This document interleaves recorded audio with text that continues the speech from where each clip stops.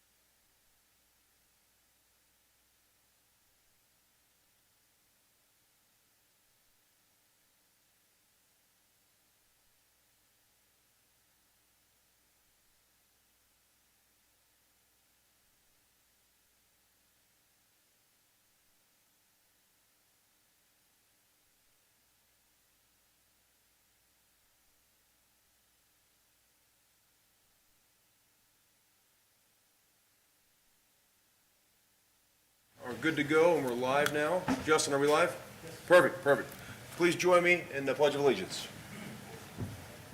I pledge allegiance to the flag of the United States of America and to the republic for which it stands, one nation, under God, indivisible, with liberty and justice for all. All right. Thank you all for being here tonight. I'm sorry for the delay. Had a little technical difficulties, but we are rocking and rolling now. Mr. Campbell, let the record reflect that all three trustees are here and present. And before we begin, two things. If anyone has a comment they'd like to make during our public comment section, back in the very back, there's some comment cards you can fill out, and then Mr. McCormick will swing by and grab those before we begin that section. And then the second thing is just a heads up, in about 2 hours at 8 o'clock, if whatever item we're on, we'll wrap that up, and I'm going to motion to recess for 5 or 10 minutes around 8 o'clock, if we get to that far. All right. And Mr. Campbell, is there any correspondence for tonight? No, sir, I have none, thank you. All right, perfect. Moving on to our very special presentation, our beloved Miss Nancy. Miss Nancy, come on up. And This is a very bittersweet moment for our township. And Ms. Nancy, I'm going to read your bio, a little bit of history on you, so I can lay the foundation of what all you've done for our township. And this doesn't even do justice for what you've done. But Ms. Nancy started her career as our administrative assistant for the Mount Moriah Cemetery on September 26, 2001.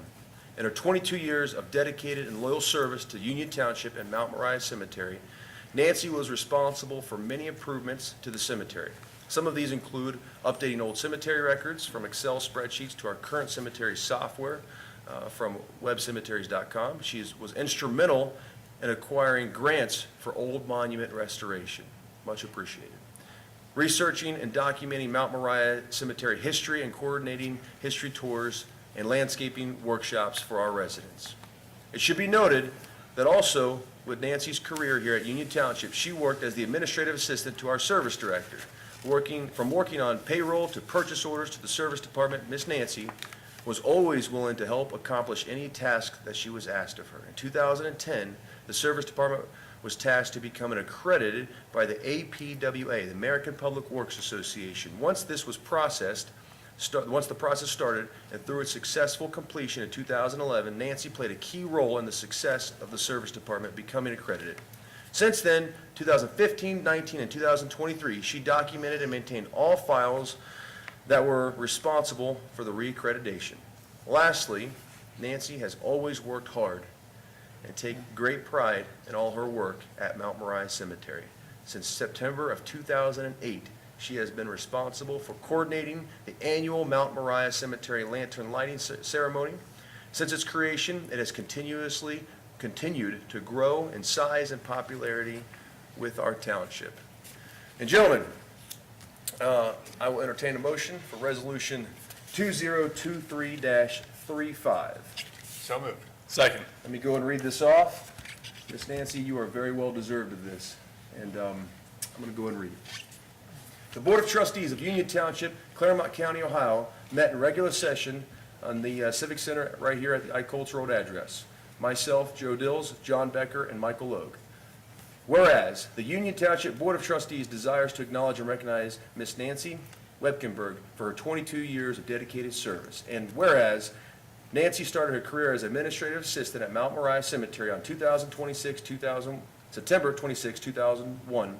And whereas Nancy has continued to work at Mount Moriah Cemetery and has been responsible for many improvements to the cemetery, including digitizing process, acquiring grants to restore historical monuments, organizing the lantern lighting event since 2008, and taking the time to research and document the history of Mount Moriah as a community asset in Union Township. And whereas Nancy has been an integral part of the service department during her tenure, always willing to help accomplish any tasks needed, including playing a key role in achieving and maintaining national accreditation service department since 2011.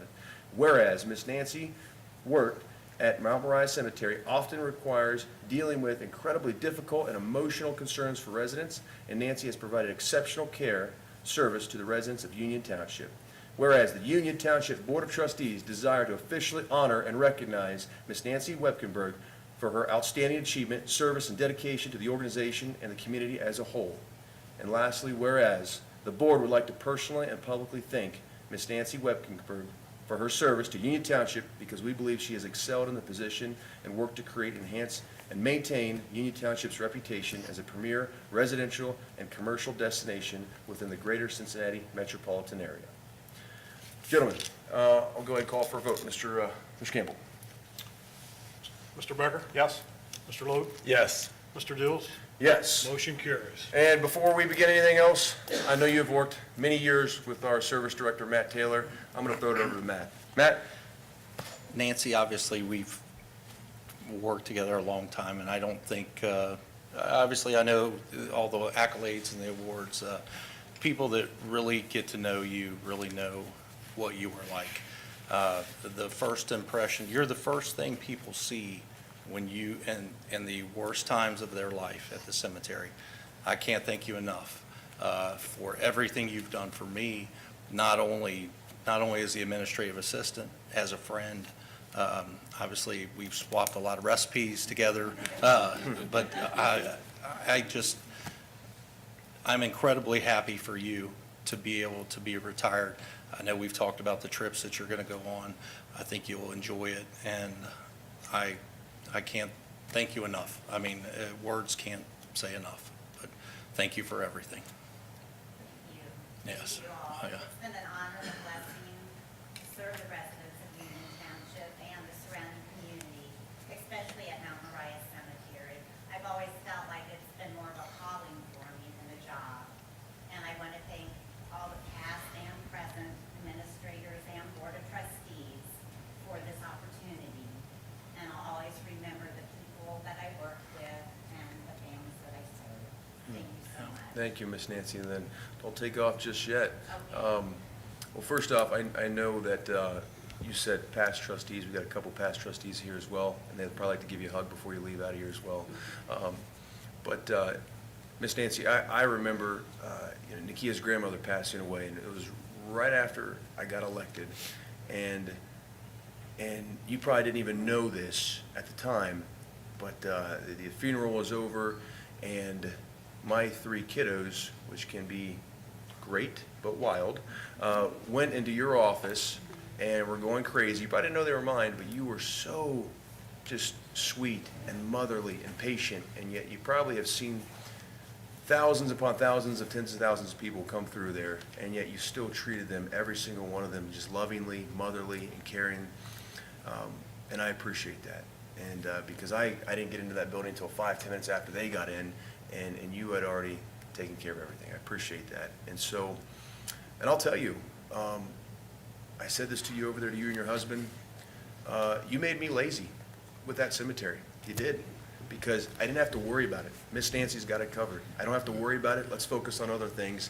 And I hopefully you take that as 100% as a compliment, because you made our jobs easier. And so Miss Lori's got big shoes to fill, but I know you trained her right, and I just appreciate everything you've done for us. Hopefully you know that, and you can hear the sincerity in my voice. So, yeah. Mr. Becker, sir? Sure. Nancy, I don't know you very well, but I do know you are beloved by the community. Every time I see you, you get a smile on your face, and it's always pleasant to be around. And I just want to say thank you for all of the service you've given us. Mr. Loeb, sir? Yeah, Nancy, thank you for your years of service, and you're definitely going to be missed around here, but I know, as I was talking with you and your family beforehand, exciting chapters ahead with more time for grandchildren, and look, that's absolutely wonderful, and that's the place I want to be one day. A grandparent like you with blessings like that, so he is all very blessed and fortunate, so thank No, you. Miss Nancy, you are retiring. Like your cruises and travel. What do you got? We have cruises to Norway and Belgium and Hawaii. Oh, All kind of trips planned. well, I'm jealous. My husband's been the cruise director. I love it. I love it. I love it. Now, you brought a lot of family. Introduce them real quick, please. Yes, okay, well, my husband Dan. Yes. My beautiful mother Betty. My daughter-in-law Jessica Leo. We have Lucy Remy, my son Matt. We have Beth in the back, my other son Nick, who's the podiatrist, who's on call right Yeah. now. And we have Max, my son Andrew, and my beautiful daughter-in-law Melissa. It's a proud day for you, Miss Nancy. I love it. I love it. So if it's okay with you, we'll come down and take our picture, and then I want you to get a picture with all your family, okay? All right, please, yeah.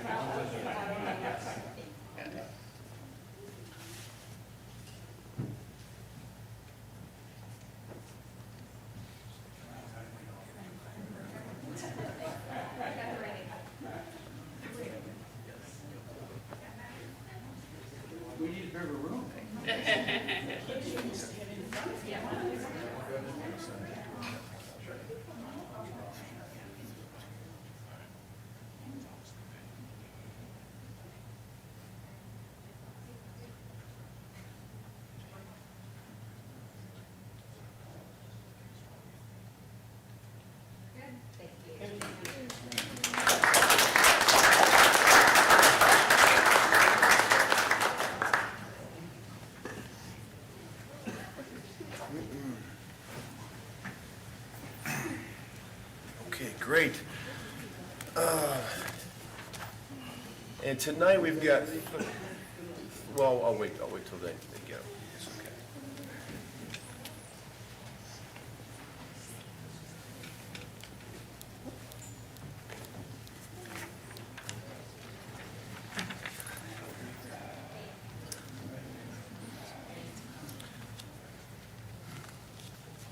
All right, and tonight we've got 3 employees with service awards. The first one is Lieutenant Scott Blankenship, 25 years with our police department. He could not be here tonight. His wife is recovering from surgery. But our second one, 25 years, Officer Richard Williams. Sir, come on up, please. And actually, before I say anything, I'm going to let our fine chief of police say a few words. Tony? Rick, congratulations on 25 years. Rick and I were hired actually right around the same time. And, Love if I could just say a couple things about Rick, dependable, comes to work every day with a positive smile on his face. Rick is working for us over at the Carter Center. He's a resource officer over there, sometimes under difficult conditions, but he does it with a positive attitude. And I just want him to know how much we appreciate him. 25 years is a long time, so thank you, Rick. Thank you. Mr. Williams, thank you. Yeah.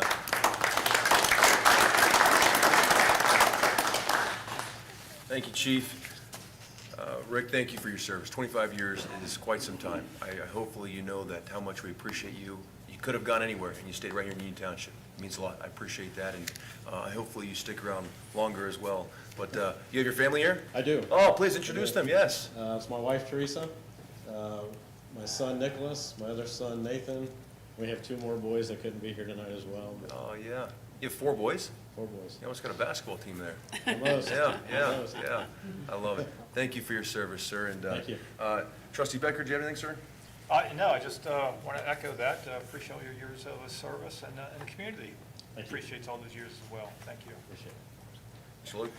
Yeah, it's always nice to see you bumping into you at Crossroads or taking on the special duty there, or if it's, doing an evening or Christmas Eve or something, so that the younger families can, be home with their families. And yeah, it's always nice to see you out and around the community, but obviously just running in the conversations we have at Crossroads and seeing you on that detail. So family, thank you for his service, the whole family service together. So God bless you. Thank you. Thank you. Thank you, sir. And we got a 25-year award for you. We'll come down and give that to you. Appreciate you very much, Rick. Yeah, thank you.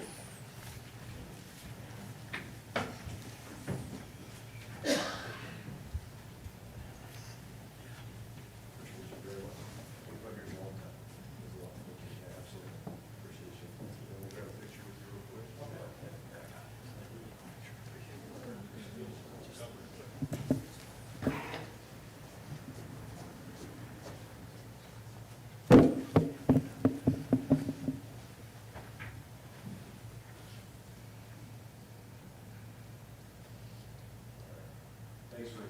Thank you. Appreciate it. Absolutely. Thank you.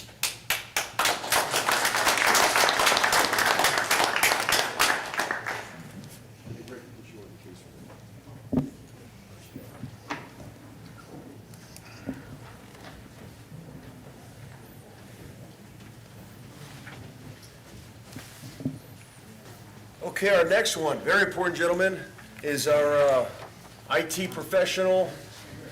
He was one of the ones that helped save the night tonight. And Mr. Brandon Miller, come on up here, sir. Still over there working. I do not have the brains to do what you do, sir, and I appreciate you very much. And so, 10 years, Union Township. Awesome. Yeah, appreciate it. You brought some family? Yeah, I Yeah, did. please, yeah, introduce, yeah. So we've got my girlfriend Casey, her son Seamus, my daughter Alexis, and her daughter Nora. Love it, love it. Thanks for all being here. Appreciate you giving us your guy here. Appreciate you very much. And Brandon, yeah, seriously, I've called you many times. You've helped save the day. Your brain is much smarter than mine, and so. Different skill sets, sir. Yeah, so thank you for all that you do for our township. Greatly appreciate it. Hopefully you know that. So bottom of my heart, really appreciate you. Thank you. Mr. Becker, sir? Yeah, your skill set is greatly appreciated because you can do things and know things that, the rest of us do not. And yeah, I think of how many times I've called on you for various things, especially, needing a password reset or something. Then that doesn't work and it's something else. You walk me through and eventually get it all going again. So I really appreciate you and hope you stay for a very long time here in Eaton Township. That's definitely my intent, sir. Great. Great. Mr. Lynn?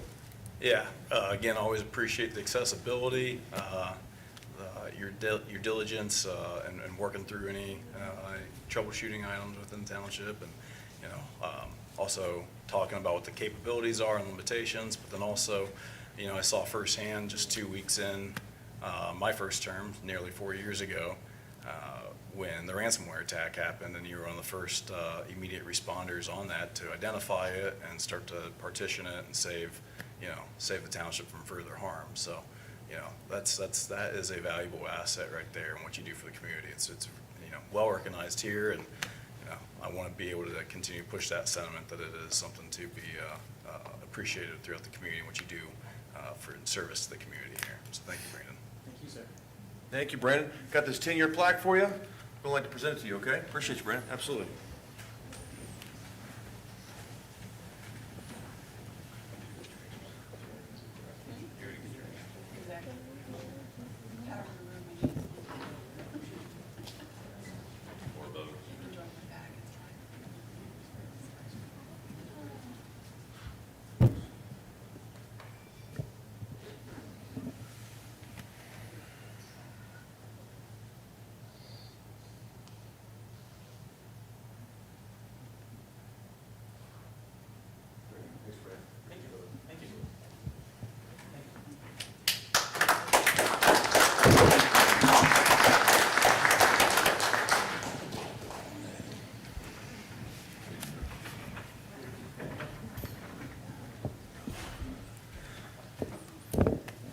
Next item on our agenda is going to be our public comments, but before we start, Mr. McCormick's back there. If there's, give anybody last calls that'd like to fill out those forms, like to speak tonight.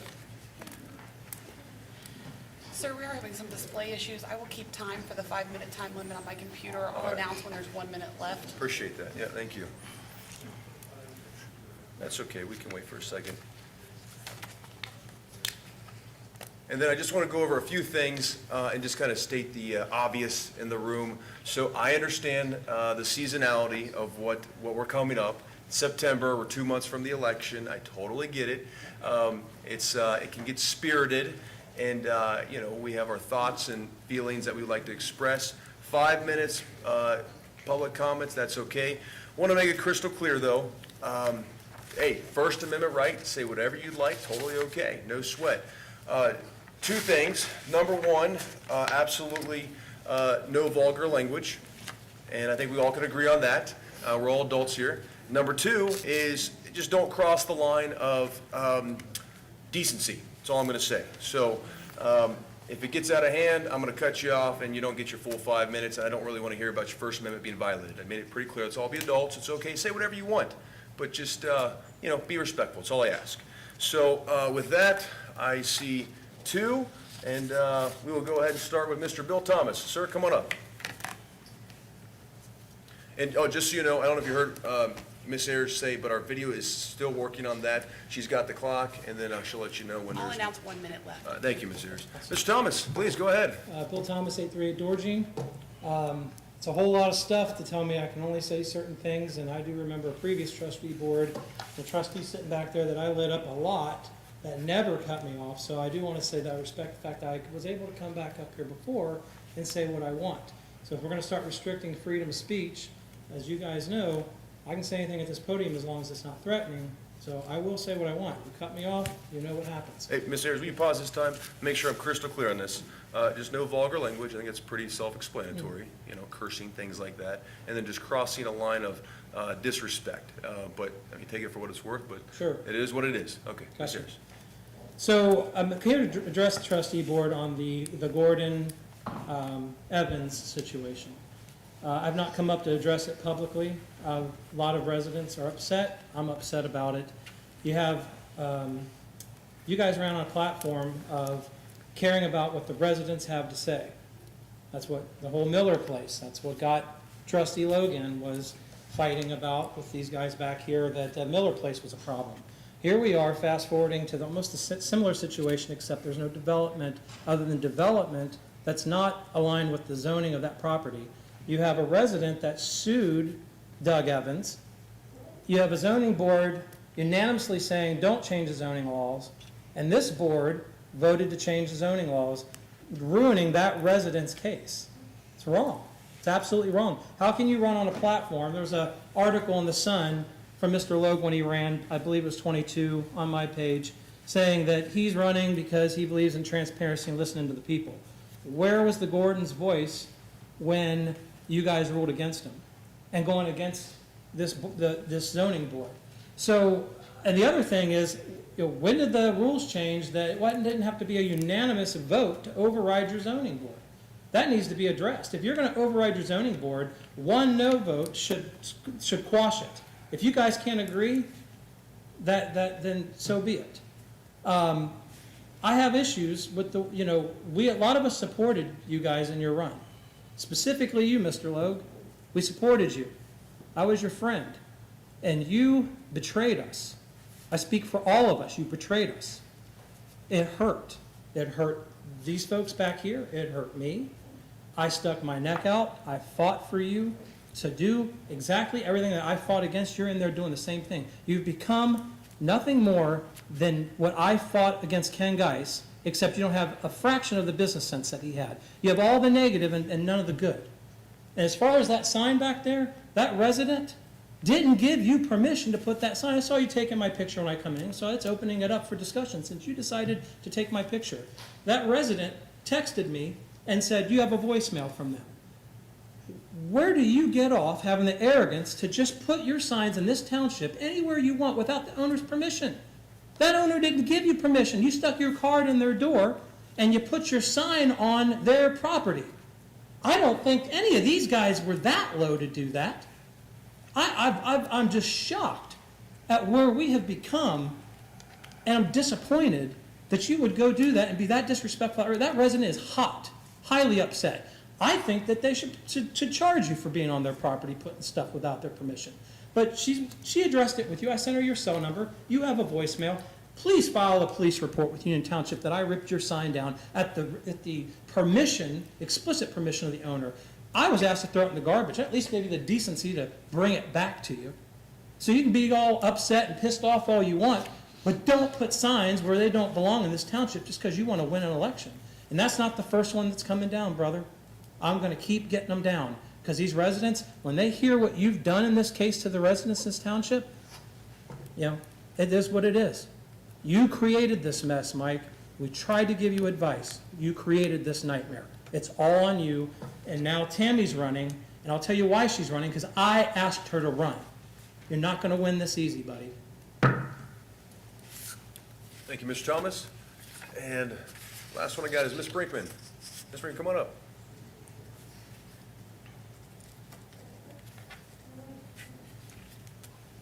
Good evening, Ms. Brinkman. Hello. Tammy Brinkman, 4759 Summerside Road. My addressing you is going to be less spirited than Mr. Thomas. That's okay. As everybody on the board or on the podium knows, I'm running for trustee and learning more about the operations and asking questions of people. I was surprised when I was provided with the legal fees and expenditures of the township over the last 3 years. And I thought it was important for me to share this, what I found, so that the audience here, the community at large that's perhaps watching online, would know what the fees look like.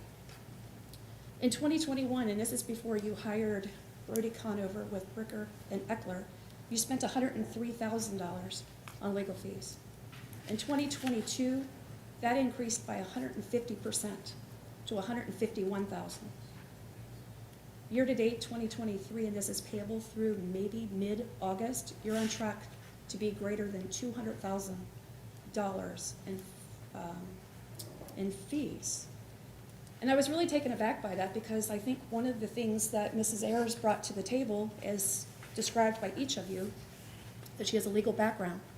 And bringing that to the board was going to save us in legal fees, and obviously that has not occurred.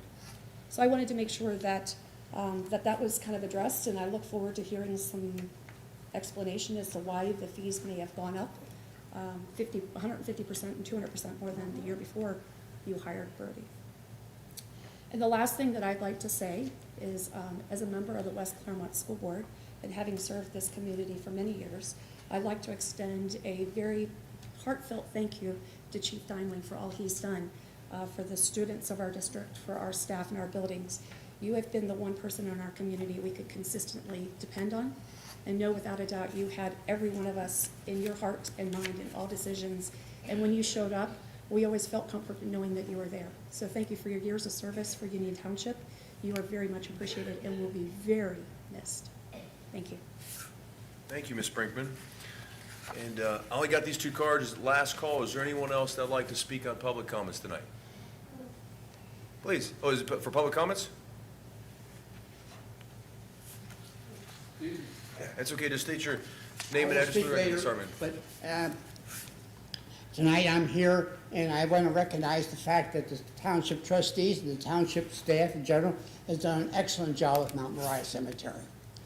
It has a very dear spot to me and my family because my parents are buried there. Additionally, I didn't realize that I was attending Chief Dimeling's last meeting tonight. In 11 more days, I'll be able to call him the same thing I did 53 years ago, Stan, the kid next door. And that we go, thank you for your service. Thank you, Ms. Hartman. Anyone else? Last call. Oh, okay, please. Oh, yes, please, come on up. Ms. Fraley, I didn't recognize you with the haircut. If you could please just state your name and address for the record. I'm Linda Fraley. My address is 4555 Citation Court. I'm also your county auditor. We just did a press release that the state did finalize our values. I know it's very important. There's been a lot of information going out, and some of it has been in the zealous of some people getting the information out. They said taxes was going to be 43%, and that's not, that's not true. But I just want people to know that we have got a lot of information on our website, and please go to that website. And we've been try to give as many tools as we possibly could. Got a map, people could go right to their property and see what the value, even though we won't have the exact taxes, there's levies on the ballot, this thing. But I just wanted to, because of you being the largest township, I just wanted to come out and let you know, because people have asking, they'll ask their local officials, and I just wanted to provide that. Because we've all talked about generalities. Go to the website and you can get specific with your partial. Thank you, guys. Thank you, Ms. Fraley, very much. Thank you. Is there anyone else for public comments tonight? Pass this down, Ms. Harris. Okay, seeing none, I'm going to close public comments. Moving on to personnel actions. All right, gentlemen, bittersweet. I'm going to entertain a motion for the approval of the appointment of Mr. Mark Fife to the position of Acting Chief in the Union Township Fire Department, temporarily commencing on September 21st, 2023. So moved. Second. Gentlemen, any discussion? Seeing none, Mr. Campbell, roll call. Mr. Becker? Yes. Mr. Logue? Yes. Mr. Dills? Yes. Motion carries. Okay. Chief? Sir? Could you please give us your last fire department report, sir? Thank you, Mr. Dills. For Yes, the sir. month of August of 2023, the department made 168 fire and service calls, 535 emergency medical responses with 518 total patients. We've made 392 transports to local hospitals, completed 1,032 man-hours in training. We're involved in 28 public education details. We had 69 and a half hours of EMT and medic ride-along with our paramedic units. Completed 13 life safety inspections and completed 11 inspections with the building department. And I also just wanted to note that coming up on September 19th is Police and Fire Night at Great American Ballpark at the Reds game. I'm proud to announce that Union Township Honor Guard is going to be representing the fire service in the region, presenting the colors before and during the national anthem, and representing the police, law enforcement, will be the Claremont County Sheriff's Office. So our Honor Guard, in conjunction with the Claremont County Sheriff's Office, will be presenting the colors at that game. I think that's a high honor and speaks volumes when both of the agencies from Claremont County are representing the region for Police and Fire Night at the ballpark. That's all I have. Thank you, Chief. Gentlemen, do you have anything for Chief Diamond? Mr. Luke? No, thank you very much, Chief. All right, moving on to our police department. Chief Reese, sir? Thank you, Mr. Dills. In the month of August, the Communications Center handled 5,176 calls for service for police, fire, and EMS, and 5,367 total calls. We processed 506 juvenile and adult court-related documents for the courts. Processed 135 court notices for officers' personal appearance in court. Processed 12 Rule 16s for the prosecutor's office. Issued 2 vendor permits and handled 202 public records requests. In the area of public affairs and crime prevention, officers conducted 5 public relations events during the month of August, including a women's self-defense class, 3 K-9 demonstrations, and the Honor Guard presenting the colors at the Pierce Township Police Department's National Night Out, as well as our own Night Out. In the area of operations, the Patrol Division took 329 incident reports, 129 crash reports, made 720 traffic stops, issued 193 citations, 596 written warnings, made 127 criminal arrests, 89 traffic arrests, and served 109 warrants. In the area of training, officers attended 80 hours of training for the month of August. Also want to note, it was a particularly difficult month, but I'm very proud again of our patrol and our investigative division. I'm sure many of you know about the homicide investigation we had on August 24th on Powderhorn Drive, a very unfortunate situation. From the time that call came out that afternoon, our detectives were actually on their way back from Dayton. They were up there investigating an armed robbery that occurred at one of our Southside hotels. And from the Thursday afternoon that they got the call for the homicide to Monday evening, these guys and girls, they operated on very little sleep, and they didn't stop until it was over with. The officers that we had that held the house where the incident happened for almost 4 full days around the clock did exemplary work preserving evidence. As you all know, the case won't see the light of day in court, but I'm very proud of them. And I'm also very happy we got tremendous cooperation from the City of Fairfield Police Department and the Butler County Special Response Team. We, unfortunately, through no fault of our own, we really served up a mess to them on a Saturday night, and they were nothing but professional, and we really appreciate them as well. So a good job done all the way around by our people as well as other people. Thank you. Excellent. Thank you, Chief. Yeah, that was a tough case, and I know you had to man that house for 4 days straight to keep that warrant alive. That's I wish Lieutenant Blankenship was here to hear my words, but smart thinking on his part.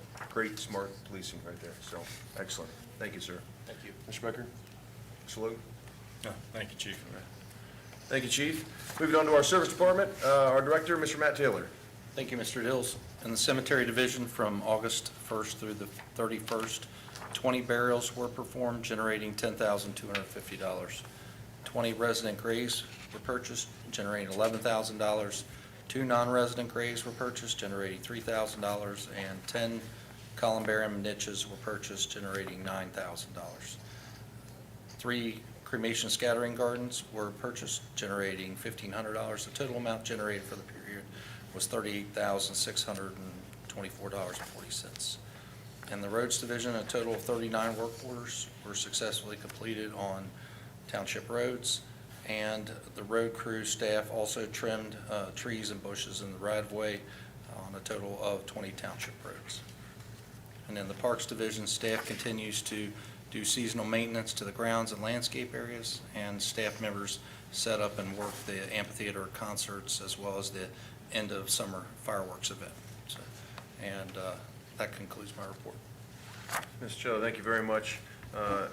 Your team did a fine job manning the fireworks, and I mean, that's the thing, is everyone else goes home and does whatever, and our team has to stay after and do the cleanup and all that safety work, and I saw chief and assistant chief both out there, checking out the woods and making sure everything was safe, and so I just appreciate you guys very much. So I know you guys did a lot of work. Thank you, sir. Yeah.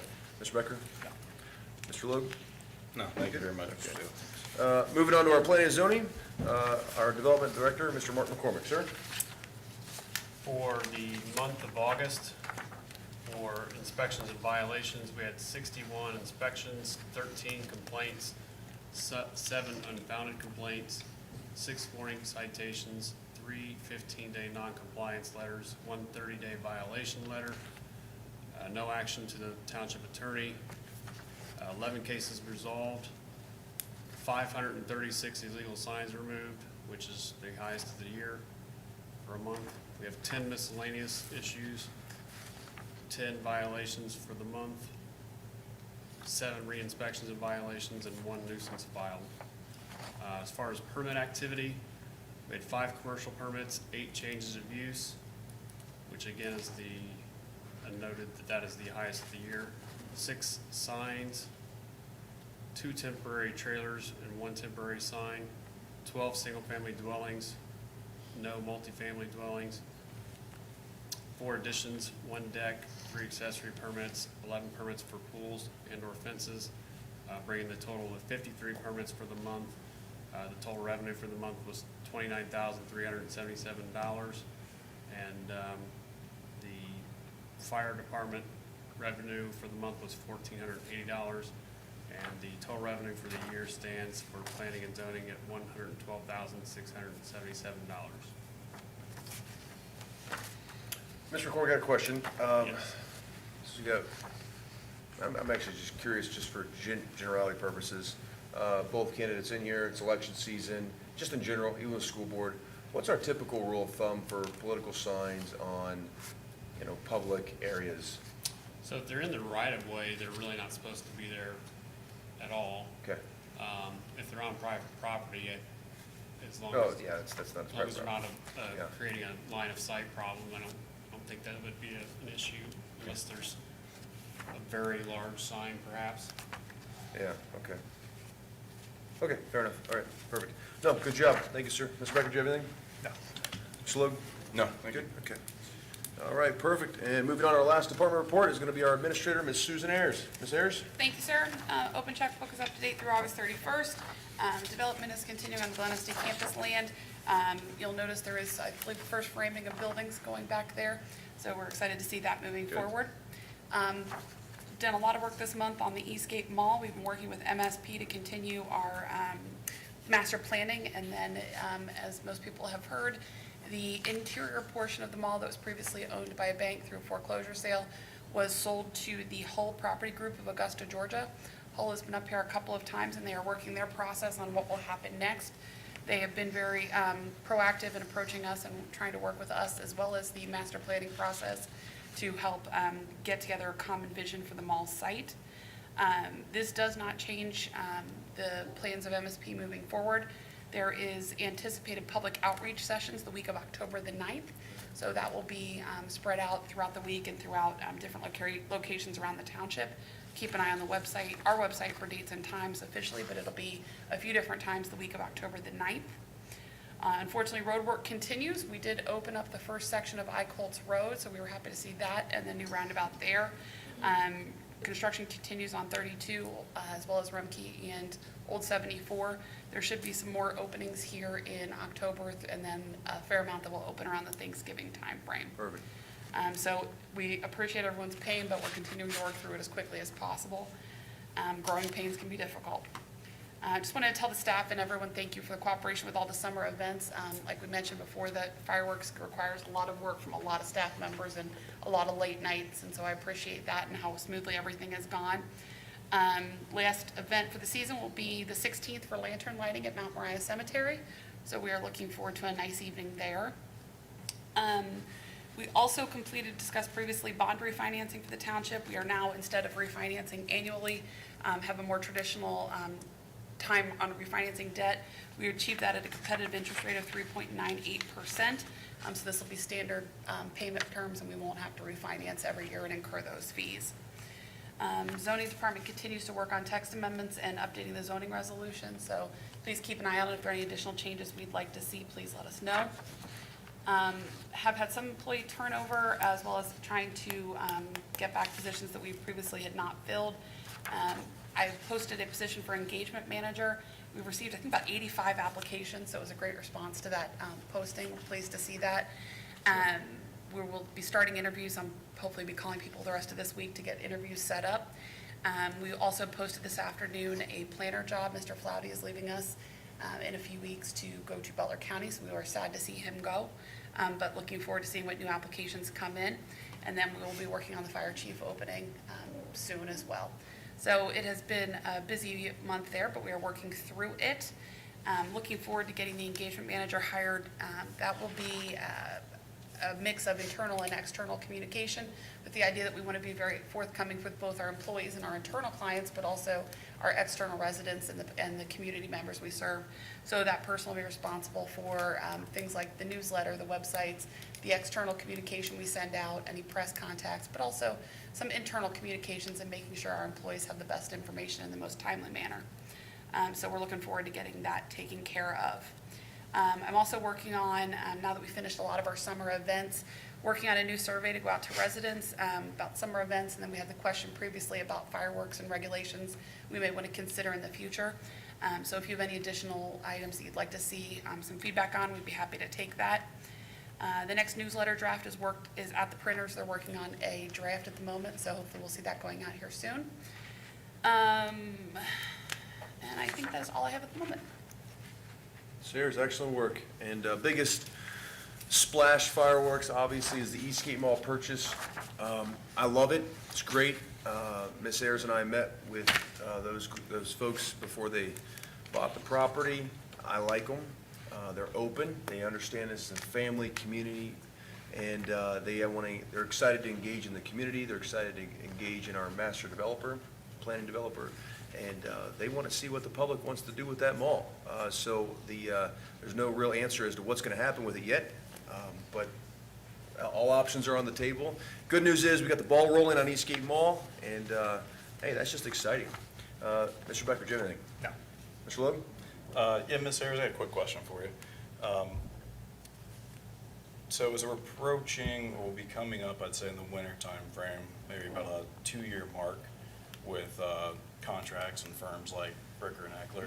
Do we want to do market research, or what's the type of schedule that you want to look at? And I say that from the example of, I know when we brought them on board, our market research showed West Claremont School Board has Bricker and Eckler hired at $315 an hour, and I know we got them for $265 an hour.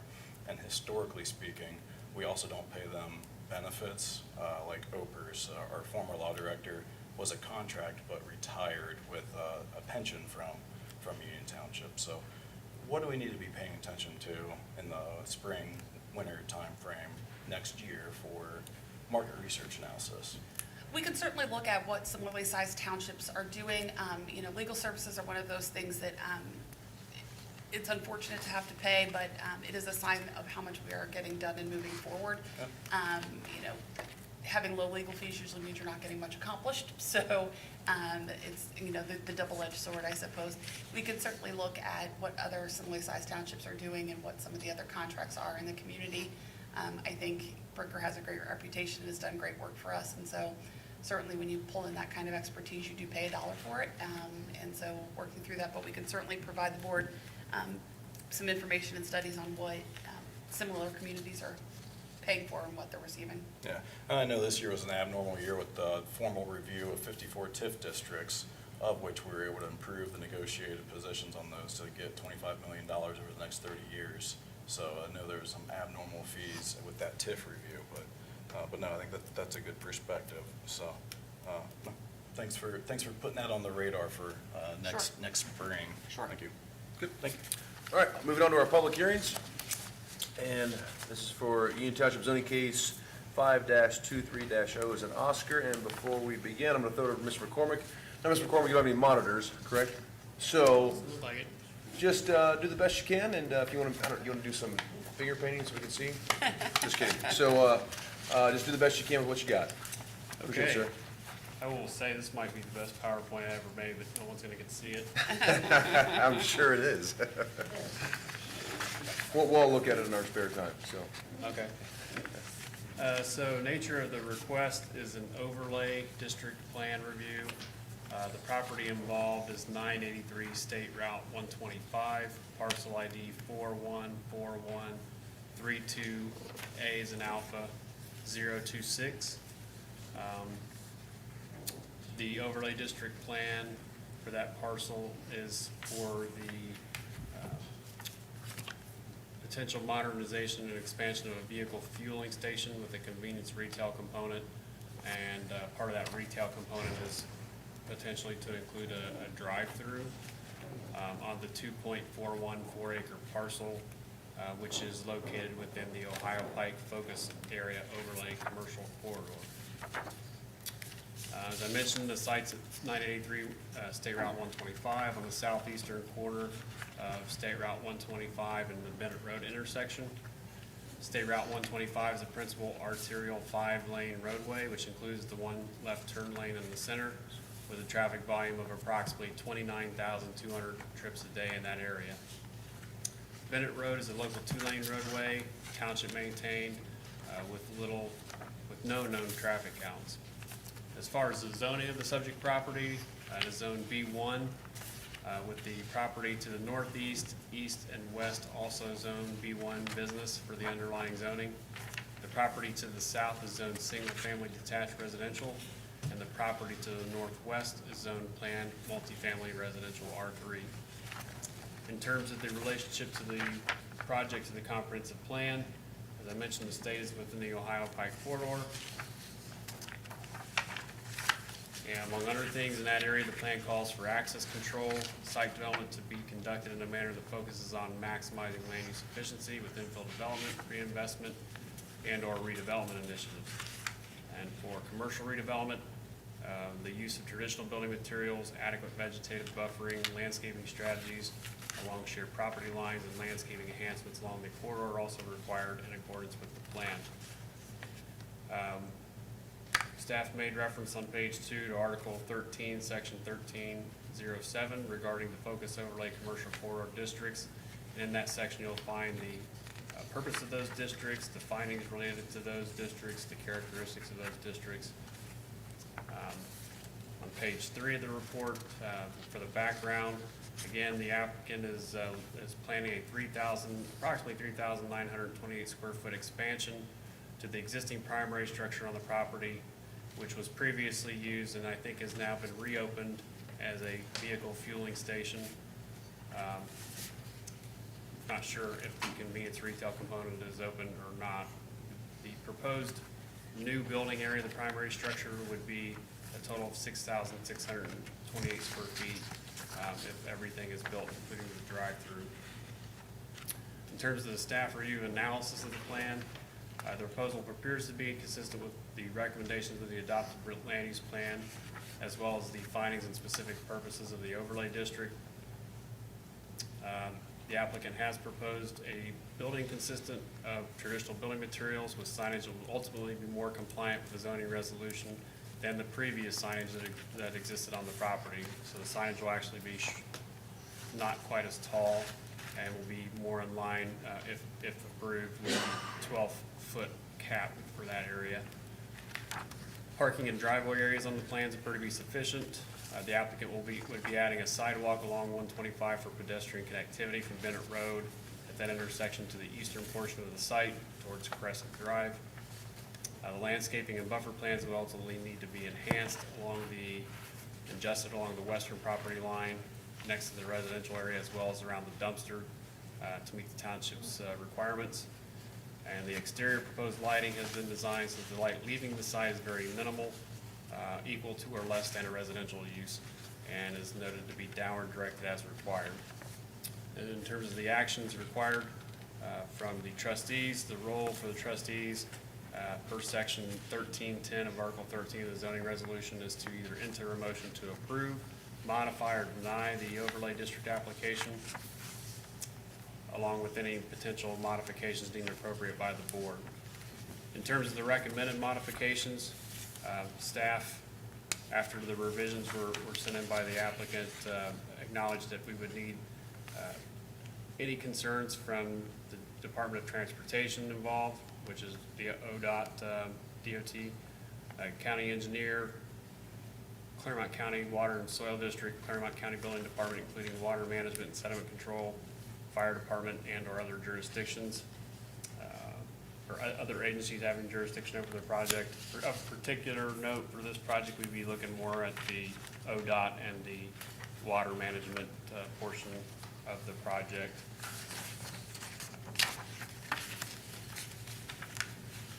And the other items that we have here, the applicant would need to provide more details regarding the landscaping plans, including the heights and sizes recommended along the western edge of the property, as well as the perimeter of the dumpster enclosure. All of the existing landscaping, vegetation that is to remain should be marked as preservation areas, with any vegetation disturbed to be repaired, supplemented, or replaced. This is an item that could be addressed administratively. As I noted earlier, the signage plan would ultimately need to be submitted, and signage would be capped at 12 feet from finished grade, and that would be subject to administrative review and approval. The proposed building materials visible from the western elevation also needs to be brick or stone or an acceptable veneer on any revised plans to match the rest of that side of the building. And that's the part that's visible from Bennett Road. This is something that can be addressed administratively by staff. The other items were very minor. As of September 6th, we had a couple items as far as the making a little bit better distinguishable vicinity map and noting that a commercial zoning permit would ultimately need to be submitted, applied for and submitted for this project. I did have, the only thing I am not able to show you other than the maps that we made and the slides with the text is the pictures of the site. But for those of you who may be familiar with this site, it was formerly a gas station. It is set vacant for a number of years. It was being used for storage, some of which may have been authorized by the previous owner, and some of which I don't think was authorized by the previous owner. At one point in time here recently, it was an enforcement case. In the last several months, the new owner and perhaps the previous owner removed different items, including a couch, a boat, various refuse, and also cut down some of the vegetation that was obstructing line of sight there at the intersection. So, yeah, any questions that you have for me? Mr. Baker? No. Mr. Logan? No, thank you. Mr. McCormick, is this, are these new, just for the sake of clarity so everyone understands, are these new owners or are these existing owners? New owner. Great. And what was, I know it was a gas station, what was that gas station called? Do you have any idea? I think it was a Sunoco. No, it wasn't a Sunoco. Valero, that's right, Valero. Okay. Just to put it in layman's terms so everyone understands, we're talking about the Valero on Beachmont Avenue, 125. Yeah, the old Valero. Okay. And it's, the gas station, the convenience store is currently not active, is that correct?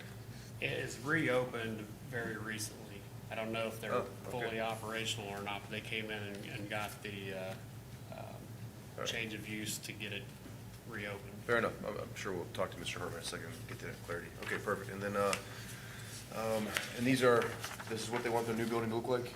Yeah, in the packet I gave you tonight, that was the newer set of materials, so that is the newer elevations.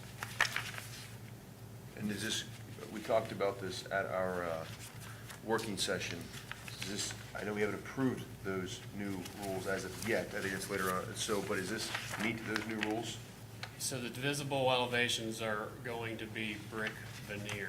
Okay. And we find that to be acceptable.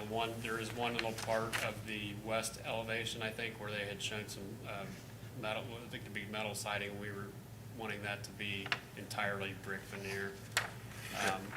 The back portion of the building and the portion that's on the east side will not be that visible from 125 because of the vegetation that's there. Sure. Is this also, so it looks like a convenience store and also a drive-through? Yes, and I'm not entirely sure if they are 100% wanting the drive-through still. That's something that the applicant will have to address. I think that's initially what they wanted, and there was a little bit of a drawback to that the last time we talked, where they weren't so sure that was going to happen. But I think they went ahead and kept it in there in case they wanted to keep it in there for the long term. So obviously, no one's eyes are very good, but our monitors are working for clarity's sake. Here's what these plans look like. And in case anybody wants to speak for or against this case, we'll do that here in just a moment. But, and you can also feel free, I'll go ahead and if anyone wants to come up and look at this before they talk, speak, you're more welcome to as well, just obviously because our screens aren't working. So got to do a little old school today. All right, so with that, I'm going to go ahead and, where is my agenda? I'm going to go ahead and open up this zoning case. This is a public hearings case for Union Township zoning case 5-23-O's and Oscars. So with that, I'm going to open up for anybody that is a proponent of this zoning case that is for it. Come on up and speak, and I'm going to go and swear you in. Mr. Hartman, you know the drill. Good to see you. Mr. Hartman, you state you just want to tell the truth, the whole truth, nothing but the truth, so help you God? So help me God, yes. Great. Thank you, Mr. Hartman. Go ahead. Well, thank you. Mark, as usual, has done a very thorough job of reviewing our application.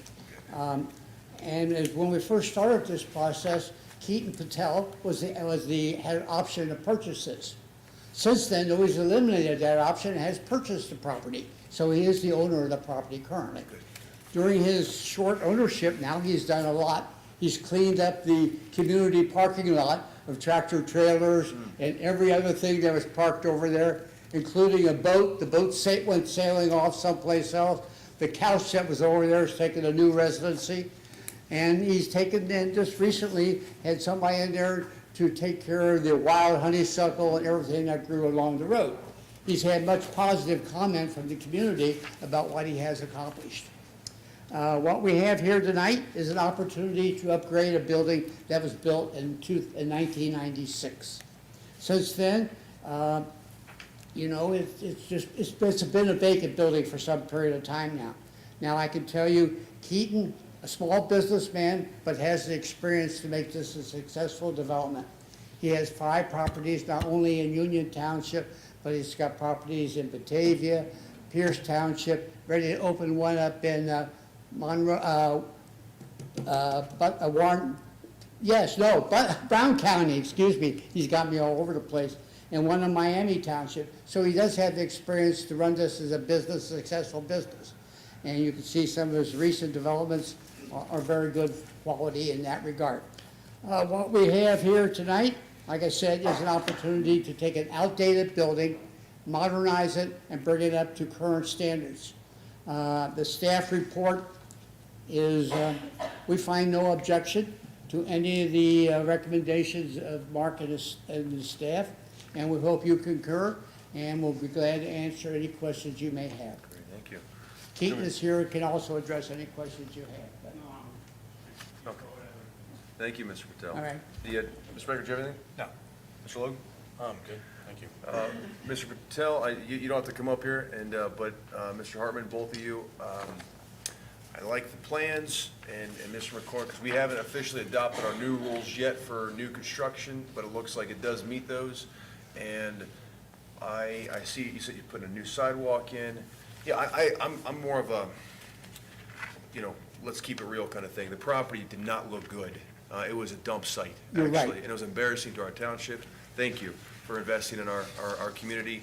It's a good flip. I love it. I'm glad to get all that stuff out of there. It's a beautiful property, and I appreciate you doing that and investing in our community. So just know that you got our full support. So I like to say the boat sailed away. yeah, well said. Thank you, Mr. Hartman. Appreciate Okay, that. thank Yeah, you. thank you.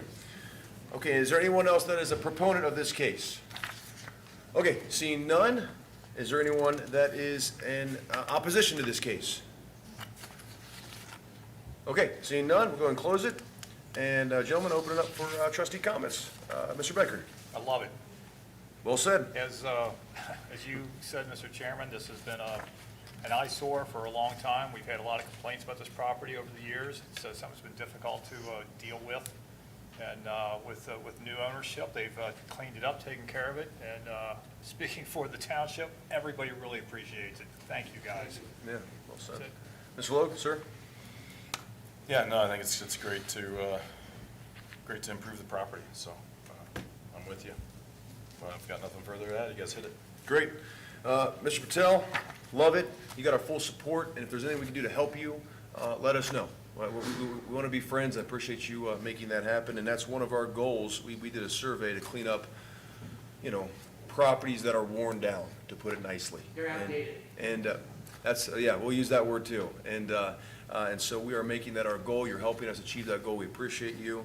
And so I've got absolutely zero objections to this, and if we can help you out in any way at all, let us know. Even that means getting out of the way and letting you do your job. So, absolutely. So, all right, gentlemen, seeing no further comments, I'm going to entertain a motion for Union Township zoning case 5-23-0 as an Oscar, request for overlay district plan approvals for parcels number 414132A as an alpha 026, totaling 2.414 acres in the Ohio Pike Focus Area Overlay Commercial Corridor at or near 983 State Route 125. So moved. Second. Seeing no further discussion, Mr. Campbell, would you give us a roll call? Mr. Becker? Yes. Mr. Logue? Yes. Mr. Dills? Yes. Motion carries. Great. Thank you, gentlemen. Thank you, Mr. Patel. Thank you, Mr. Hartman. Thank you, Appreciate Mr. you very Patel. much. Thank you, Mr. Hartman. Okay, what did we do? Gentlemen, next item is old business. Any old business to discuss? Old business? Nope, we're okay. Okay. Moving on to new business.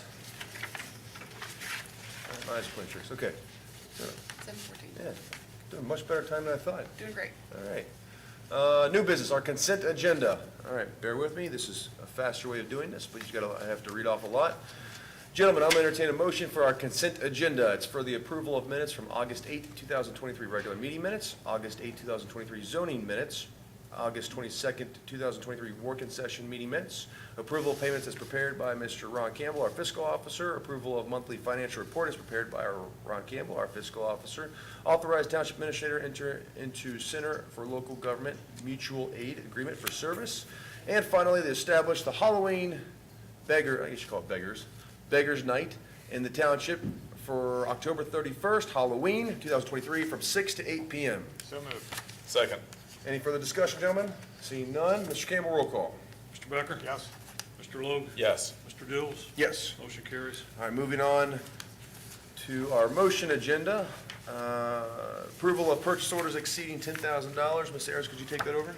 Yes, sir. First matter we have is Claremont County Treasurer for the second half health charges, $23,310.20. Duke Energy for $40,000, a 3-month estimate for gas and electric at the Civic Center. Barry Brown Paving for Klepper Park pickleball courts, $435,000. Then, before I get into these, the next section are going to be TIF settlement payments. So the first ones are to schools that we have agreements to repay from the TIF collection funds, and then we have a section that are developer agreement based, so these are all going to be TIF funds. First being West Claremont Local Schools, second half TIF payment, $1,652,769.25. Great Oaks Career Development Academy, second half TIF payment, $38,661.92. Batavia Local Schools TIF payment, $30,459.26. Milford Board of Education, second half TIF settlement payment, $945,742.75. Claremont Northeastern Local Schools, second half TIF payment, $69,848.49. Those include the school payments. Then we have the developer-based payments. Redwood Living, second half TIF payment, $73,862.68. Trilogy Investors LLC, second half TIF payments for the Trilogy Assisted Living, $22,949.51. Echelon by 360 LLC, Phase 2 Echelon Community, $19,557.09. Echelon, next one also for Echelon by 360 LLC for Phase 1 of the Echelon Community, $49,721.28. That'll conclude the TIF payments. And then we also have Decca International for an annual maintenance agreement, $20,201. Atlantic Emergency Solutions for parts and services, $46,000. Zones Incorporated for patrol vehicle docks and power adapters, $15,413.97. Fleet Core Technologies for fuel usage in the police department, 2 months, $16,000. Rumpke of Ohio, support of fall junk days, $25,000. Thank you, Ms. Ayers. And gentlemen, Mr. Becker, questions? Nope. Mr. Logue? No? Okay, I'll entertain a motion for the approval of purchase orders exceeding $10,000 as recommended by our township administrator. So moved. Second. See no further discussion. Mr. Campbell, roll call. Mr. Becker? Yes. Mr. Logue? Yes. Mr. Dills? Yes. Motion carries. Okay, adoption for new rules and regulations for Mount Moriah Cemetery. And Mr. Taylor, I'm going to throw you on a spot here. I did not ask you this, but anything you'd like to discuss on this? Nothing out of the norm. There isn't anything new.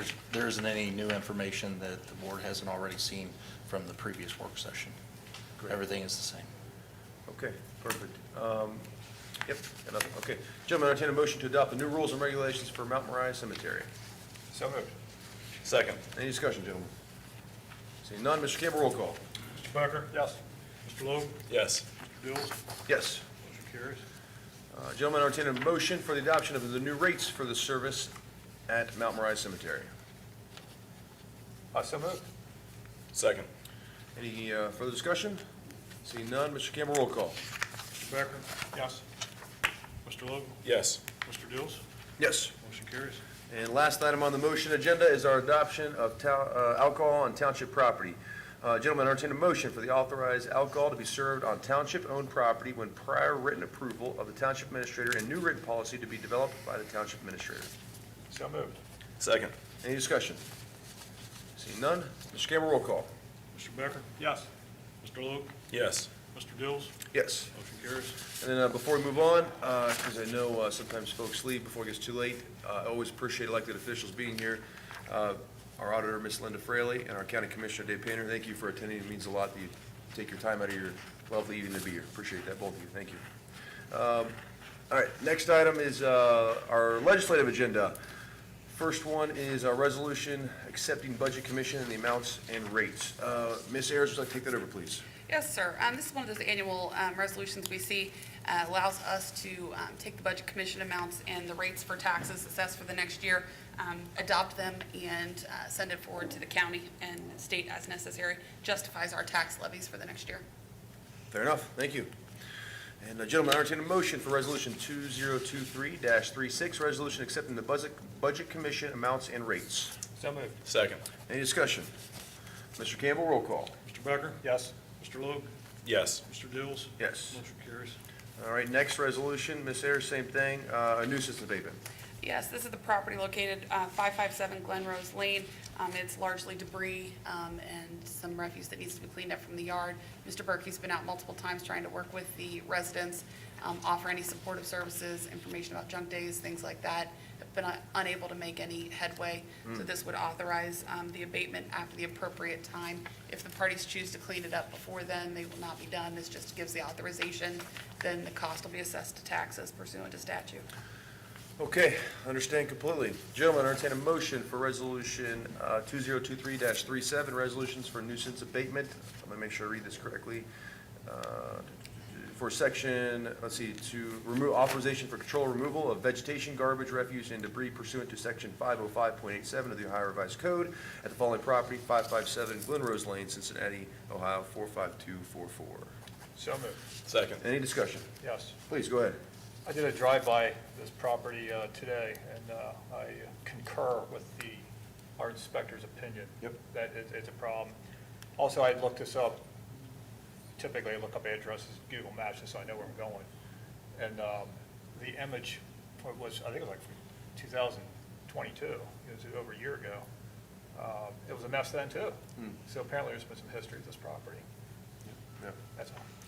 And I know I've talked to Mr. Berkey many, many times, and we always do our due diligence, make sure there's nobody that's needing aid, senior citizens, things like that. So I know he's done his homework on this.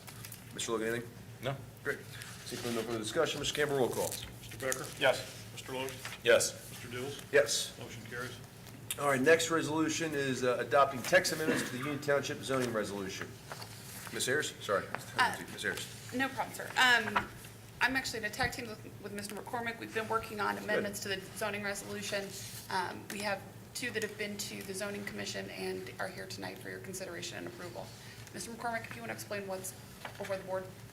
Yes, so at the August 23rd zoning commission meeting, the zoning commission forwarded unanimous favorable recommendations for two of the four sections of the code that we were working on. The first that you're seeing tonight is from Article 5 regarding general provisions, specifically Section 532 regarding the parking and storage of vehicles and trailers, and this has directly to do with some of the issues that the trustees have mentioned in the last couple of months. The second is regarding Article 7 from supplemental district regulations regarding a new section, Section 718, regarding permitted accessory uses in residential districts with no permit required. So I'm going to go over both of these. The first one is an existing section. The proposed text that would be new has been gray and highlighted and italicized. The proposed text to be stricken is struck through, bold, italicized, and highlighted as well. The issue for this particular item is that there basically were trustees and others that were expressing that there were potentially certain circumstances where, one may find vehicles that are used, or at least partially, if not substantially, for commercial purposes that are acceptable on residential property for a certain length of time. And so we were trying to address those concerns and also address the fact that there are no current explicit references for the parking and keeping of commercial vehicles on commercial or industrial zone property. So Section 532, as you see, we are proposing to strike number 1 and add a new number 1, and it would read, parking of vehicles accessory to a residential use shall be limited to those vehicles actually used by the resident for personal use, agricultural use, or temporary parking for guests. And I'll pause there because that would also include someone who might be at your house to perform work. And that's where we were covering that particular item. So that's guests for people that are visiting, but it's also a guest that might be there to perform work, who isn't going to be staying there overnight necessarily. The next sentence from number 1, vehicles not in keeping with residential character should not be permitted. Number 2 of that would renumber the ones that are in there currently at number 2. No truck, van, construction equipment, or other vehicle of a business or industrial nature shall be parked upon a residential lot except the following: a vehicle that is owned by the resident of the property or the resident's business or place of employment and is used by the resident on the job as well as a source of transportation to and from work. A pickup truck not to exceed 14,000 pounds gross vehicle weight rating and 23 feet in length with a standard bed, special boxes, or cap not to exceed a total height of 8 feet. No tow truck, stake body, or dump truck may be parked on a residential lot. Both this one and the next one, the weight are proposed to be the same for the trucks and the passenger van that's going to be there, the next item. The length of the vehicle is determined by the largest truck that is out there. One of our zoning commission members have done some research and given us that number. We originally had it at 20 feet, I think. The third item of that, number 2, a passenger van not to exceed 14,000 pounds, gross vehicle weight rating, and 20 feet in length. No step van or chassis van shall be parked on a residential lot without approval from the Board of Zoning Appeals. And this subsection is not applicable for vans that are for persons with disabilities. That way, if someone's hauling something in the back of a large van for a wheelchair or something, they're covered. Proposed item number 3, in no case shall a residential zone parcel be used for parking or storing of a semi-trailer or tractor. Numbers 4 and 5 currently exist, but there are other numbers within Section 532. Number 6 is another existing item, and what we're proposing there is it currently states a maximum of 1 boat, it says non-commercial, which we're proposing to strike, 1 it would make it all-purpose trailer or one recreational vehicle, and we're proposing adding, having a current license and appearing to be operable shall, and then we continue with the existing text, be stored on a paved driveway or in the rear yard of any residentially zoned property if the boat trailer or recreational vehicle which we replaced has a current license and appears to be operable text and moved it up. So it would say if the boat trailer or RV otherwise meets the requirements for travel on any public or private street or thoroughfare and meets the setback requirements of this resolution for accessory structures. And then we struck out on the screen according to the resolution requirements of the, because at this point, there isn't a screening requirement for, that would be applicable for vehicles in this scenario. Items 7 and 8 would be new, and these would be addressing the vehicles on commercial and/or industrial property. We do not have these in here at this time. This was something that the previous staff had drafted, and we kind of worked with it and reworded it a bit. It says, number 7, no boat, trailer, or recreational vehicle may be parked on a commercially or industrially zoned property for a period of more than 24 hours unless such vehicle is owned, operated, stored, and/or maintained in conjunction with an approved, lawfully permitted use on the property which allows the short-term or long-term storage of boats, trailers, or other recreational vehicles. Number 8, no commercial vehicle, including but not limited to commercial tractors, trucks, automobiles, buses, house trailers, or semi-trailers shall be parked or stored on any commercial or industrial zone property except for vehicles owned, operated, stored, and/or maintained in conjunction with approved, lawfully permitted business uses on the commercially or industrially zoned property. Nothing in this resolution shall prevent the parking or storage of commercial vehicles that are conveying the necessary tools, inventory, materials, and/or equipment to a location where inventory is sold or stored in conjunction with the business uses or where labor using such tools, materials, and equipment is to be performed during the actual time of parking. And that concludes proposed amendments to section 532. Any questions on that one? Mr. McCormick, well done. I know that was a lot of work. So to put it in layman's terms, how do I say this? Our old resolution with commercial vehicles, lettered vehicles, was silly. It was absolutely ridiculous. It made no sense to me at all. And when we discovered it, we all basically knew it had to be changed. Let me break this down for you. If you have a minivan, everyone has minivans, well, some of us do, and then you throw some lettering or a magnet on it and you want to start a cleaning service, that vehicle is now illegal to be parked in your driveway in Union Township. That's a ridiculous rule for us to prevent folks from doing business and having a job. If you had a Ford F-150 or a Dodge 1500 truck or van or anything like that, and no lettering, legal. Any lettering, illegal. I can't stress enough how silly this rule was, and so what we did was, to make sure we did our due diligence on it, we had contacted and did our homework with the surrounding townships to see what everyone did, Anderson, Pierce, Miami, and all, Batavia. And they all have similar rules to this, and we're the only ones that made it basically illegal. We're the only ones. And so, again, ridiculous. But 14,000 pounds seems to be the sweet spot. And to put that in perspective, that is roughly a Ford F-350 or a Chevy 3500. Is that correct? Reason why, and that's what everyone else basically does. But also, in order to tow a boat or an RV, you need to have about a Ford F-350 or a Chevy 3500 or a Dodge 3500. That's fair and reasonable. But again, you take a Toyota Camry or any simple basic vehicle and you throw letters on it, it was illegal in Union Township. So, and we're preventing people from being able to conduct business with this current resolution. So this new one's a good thing for our residents and should have been passed a long time ago. That's all I got to say about it. Well, actually, I'm sorry. I guess I should have opened it up for a entertain a motion second. Well, my apologies, gentlemen. I'm going out of turn here. So, gentlemen, I'm going to entertain a motion for Resolution 2023-38, resolution adopting text amendments in the Union Township zoning resolution. So moved. Second. Gentlemen, my apologies. Any discussion?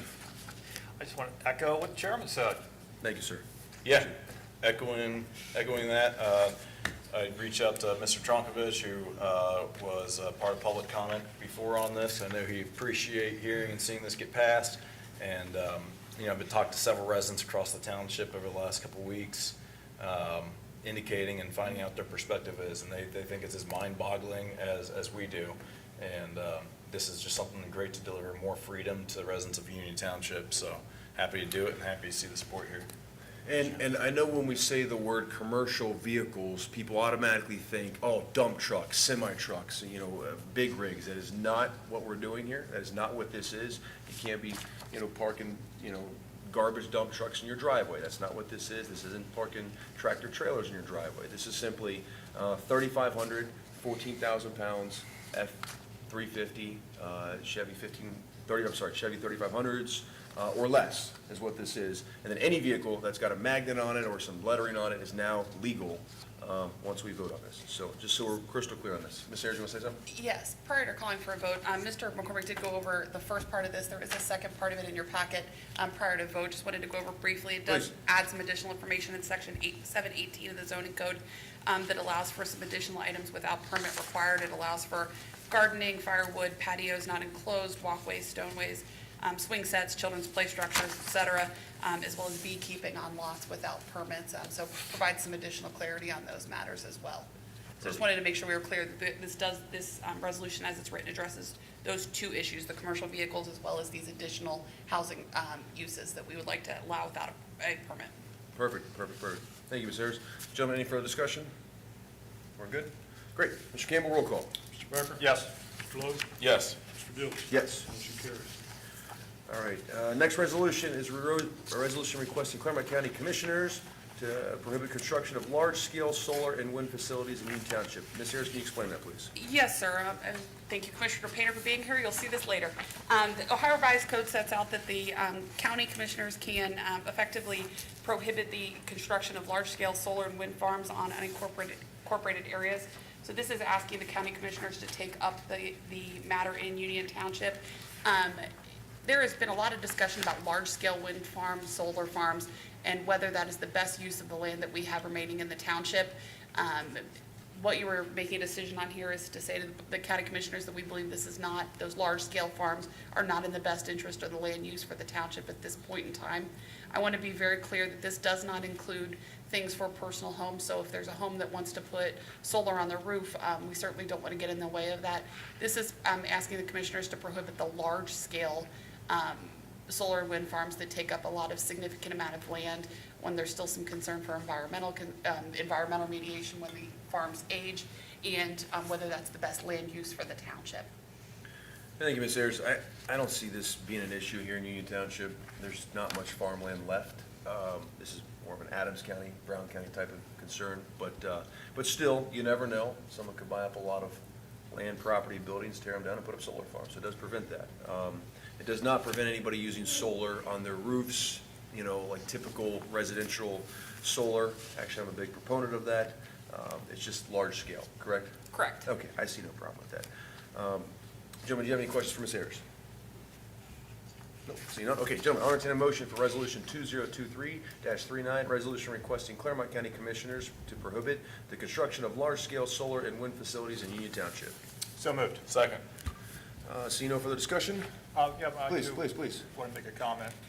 So, Mr. Chairman, I regularly attend Claremont County Township Association meetings. This has been kind of a hot topic for a while. One of the meetings in particular was out in Bethel, so I believe it's Tate Township. Farm Bureau was out there, gave a presentation, and there's, at least from what I can tell from talking to trustees and fiscal officers, people attending these meetings, there's a lot of the community just up in arms about these solar farms and want to keep it banned. Didn't know if this was really going to be an issue in Union Township or not, with because of the cost of property here versus going further east. And but I think it's a good move to get ahead of it. So I fully support this. That's great. Thank you, Mr. Baker. Ms. Luke, do you have anything? No, appreciate it. Great. Mr. Campbell, roll call. Mr. Becker? Yes. Mr. Logue? Yes. Mr. Dills? Yes. Motion carries. Okay. Let's see, Resolution 2023-40, resolution approving the overlay district plan for area of 4543 Yates Lane. Ms. Ayers? Yes, sir. If I may, I'm going to talk about the next three as a group, and then we can vote individually. But as we started at some of our recent meetings, this is approving and formalizing your decisions from the zoning hearings at the last meeting. So the next three will be effectively memorializing the decisions that you already made in the zoning cases that we held at the August meeting. Perfect. Okay. Gentlemen, any questions for Ms. Ayers? Okay. Gentlemen, I entertain a motion for Resolution 2023-40, resolution approving the overlay district plan for area of 4543 Yates Lane. So moved. Second. Any further discussion? Mr. Campbell, roll call. Mr. Becker? Yes. Mr. Logan? Yes. Mr. Dills? Yes. Motion carries. And Ms. Ayers, I'm assuming F and G are basically the same thing, is that correct? Yes, sir. All right, so I don't need you to explain those two, do I? I would not Okay. imagine so. All right, great. Gentlemen, I entertain a motion for Resolution 2023-41, resolution approving the overlay district plan for area of 4630 Eichholz Road. So moved. Second. Gentlemen, any discussion? Seeing none, Mr. Campbell, roll call. Mr. Becker? Yes. Mr. Logan? Yes. Mr. Dills? Yes. Motion carries. And it looks like this is the last one of this item. Resolution 2023-42, resolution approving overlay district plan area for 4414 Eichholz Road. So moved. Second. Any discussion? Seeing none, Mr. Campbell, roll call. Mr. Becker? Yes. Mr. Logan? Yes. Mr. Dills? Yes. Motion carries. All right. Resolution authorizing a then and now certificate for payment of expenditures. Ms. Ayers, you want to explain that? Yes, sir. This is an accounting cleanup. We had an invoice that we received late, and we're authorizing the payment of that to Highland Insurance for the amount of $1,433. Perfect. You got it. Let me look here. So, gentlemen, I entertain a motion for Resolution 2023-43, resolution authorizing a then and now certificate for payment of expenditures. So moved. Second. Any discussion? Mr. Campbell, roll call. Mr. Becker? Yes. Mr. Logan? Yes. Mr. Dills? Yes. Motion carries. And, perfect. Resolution amending the 2023 permanent appropriations resolution. Ms. Ayers? Yes, sir. Every year, we pass an annual permanent appropriations, which is the board's authorization for the staff to spend money in particular areas. As the year goes on, frequently we have under budgeted in some areas, over budgeted in others, so we move money between accounts and account for money that we didn't intend to receive. So as some of the CHIFs and JEDs collect more money than we anticipated, this will amend the permanent appropriations resolution that was previously passed and allow us to spend the money that we've received. Perfect. Any questions for Ms. Ayers? No? Gentlemen, I entertain a motion for Resolution 2023-44, resolution amending the 2023 permanent appropriations resolution. So moved. Second. Any discussion? No. Mr. Campbell, roll call. Mr. Becker? Yes. Mr. Logan? Yes. Mr. Dills? Yes. Motion carries. Okay, and our last resolution of the evening, gentlemen. All right. Okay, gentlemen, I'm going to entertain a motion for Resolution 2023-45. This is resolution honoring the retirement of our beloved chief, Mr. Stan Daimler. So moved. Well, let me read it off first, then we'll do that. Sorry, sir. When you're done reading it, so moved.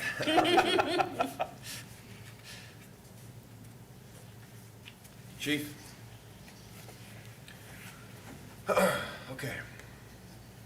The Board of Trustees of Union Township would like to honor you, Chief Daimler. Whereas the Union Township Board of Trustees desire to acknowledge and recognize Stanley G. Daimling for his years of dedicated service to the people of Union Township.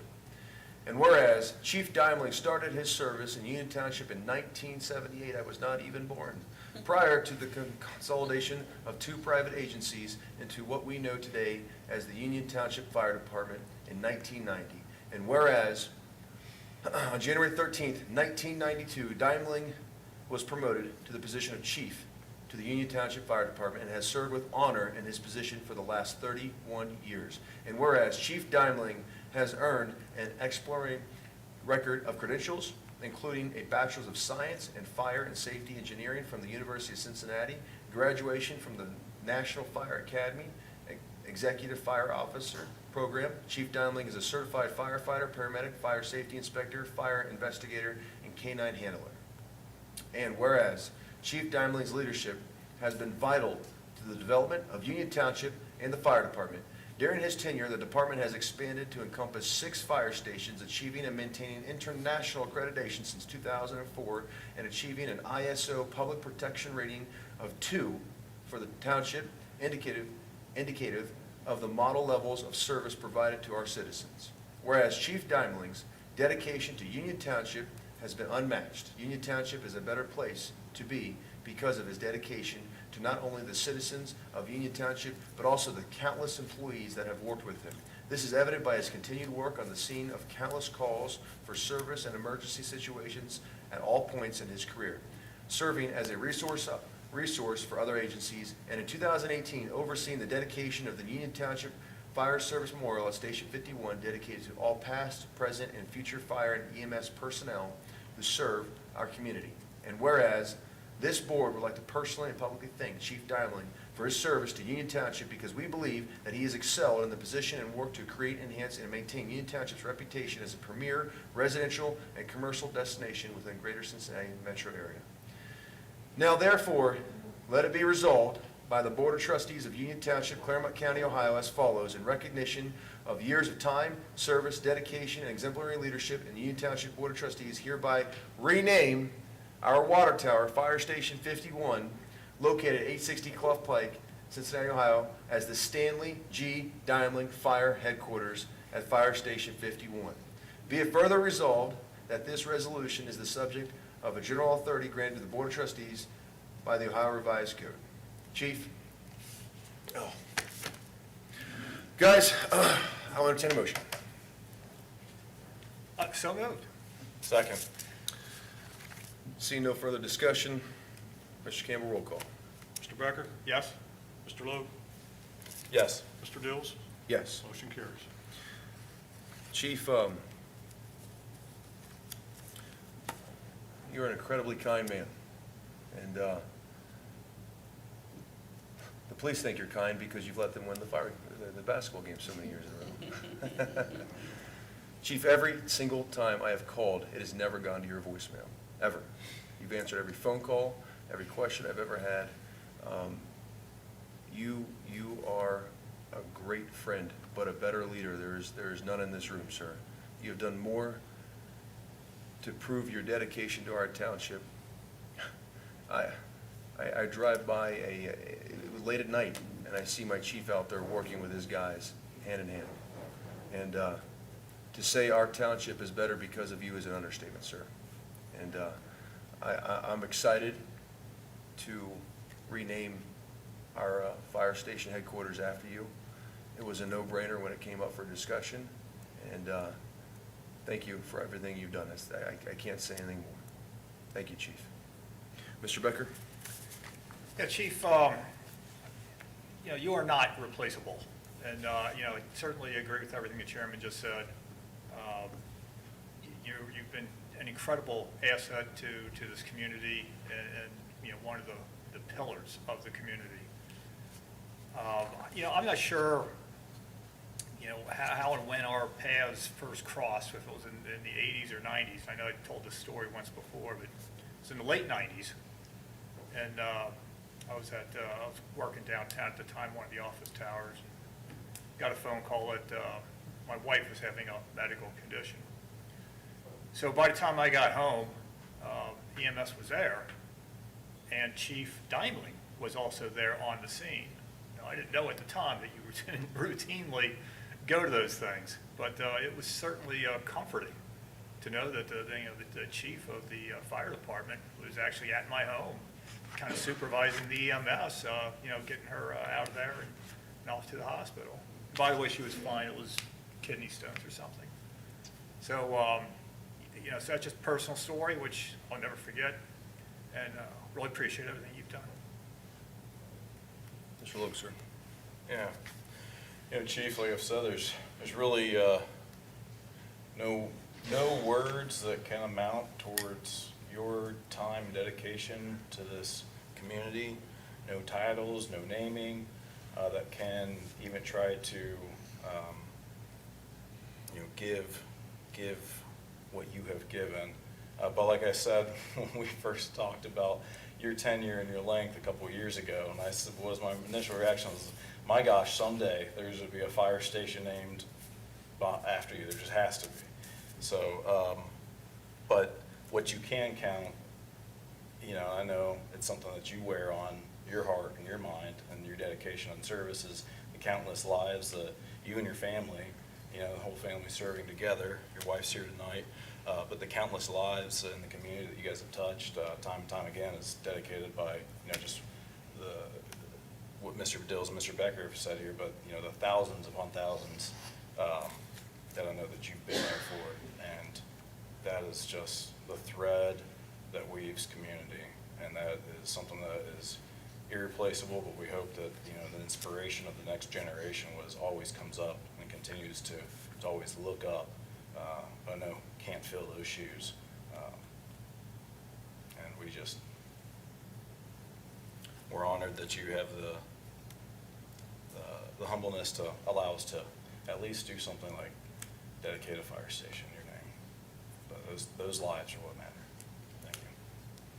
Chief, before I have you speak, I see you've got your daughter back there as well, and you mean a lot to not us as well, but also everyone up here. And I'll open it up. Is there anyone else that'd like to speak about the chief at all? I just want to say thank you. Since I've been here, you've given me great advice and counsel, and I love hearing your stories, and you will be seriously missed. Thank you, Ms. I would also like to thank Chief Diamond. I was a patrolman when he was a chief when I started here as a patrolman, and he is the essence of a working chief. And it's never fallen on deaf ears with the police department. We've all been in all. He's always out on calls, middle of the night, middle of the day. But the best thing is he's always, if we've ever asked for anything, he's always been there for us and never asked for anything in return. So thank you, Chief.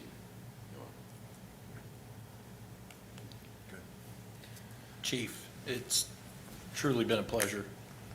Obviously, I've always enjoyed your company.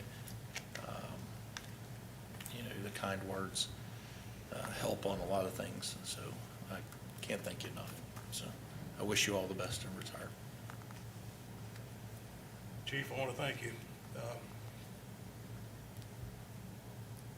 You lived your dream. You wanted to be a fireman, you wanted to be a fire chief, you've done an outstanding job, your family's all dedicated to service. You can't, what chief goes to all the runs? It's just amazing. Your dedication and loyalty is just beyond belief. Calming effect you have on people, even sometimes when physical officers have a little trouble with his heart and don't want to go to the hospital, you was the guy that kicked me in the tail and said, get on over and get checked out. So I appreciate that. You're going to be missed here, and I just want to thank you for the residents and myself. Well said, Mr. Campbell. Chief, the floor is yours, sir. Mr. Chairman, thank you. This has been a journey for me and the fire department. I refer to it as a marathon, not a sprint. This has always been about keeping us moving forward. Sometimes that was painfully slow, and other times it was very quick. But it was always about moving us forward. It was always about continuous quality improvement and how can we improve on what we're doing. That's been one of the key essentials of being internationally accredited for 20 years. We've been working through the accreditation process now for 22 years, but from the time we started it, now being accredited for 20 years.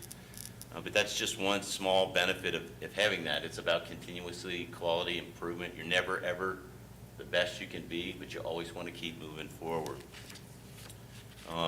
But along that journey, there's been many definite milestones and benchmarks, and I'd like to just touch on a couple if you just bear with me. Please.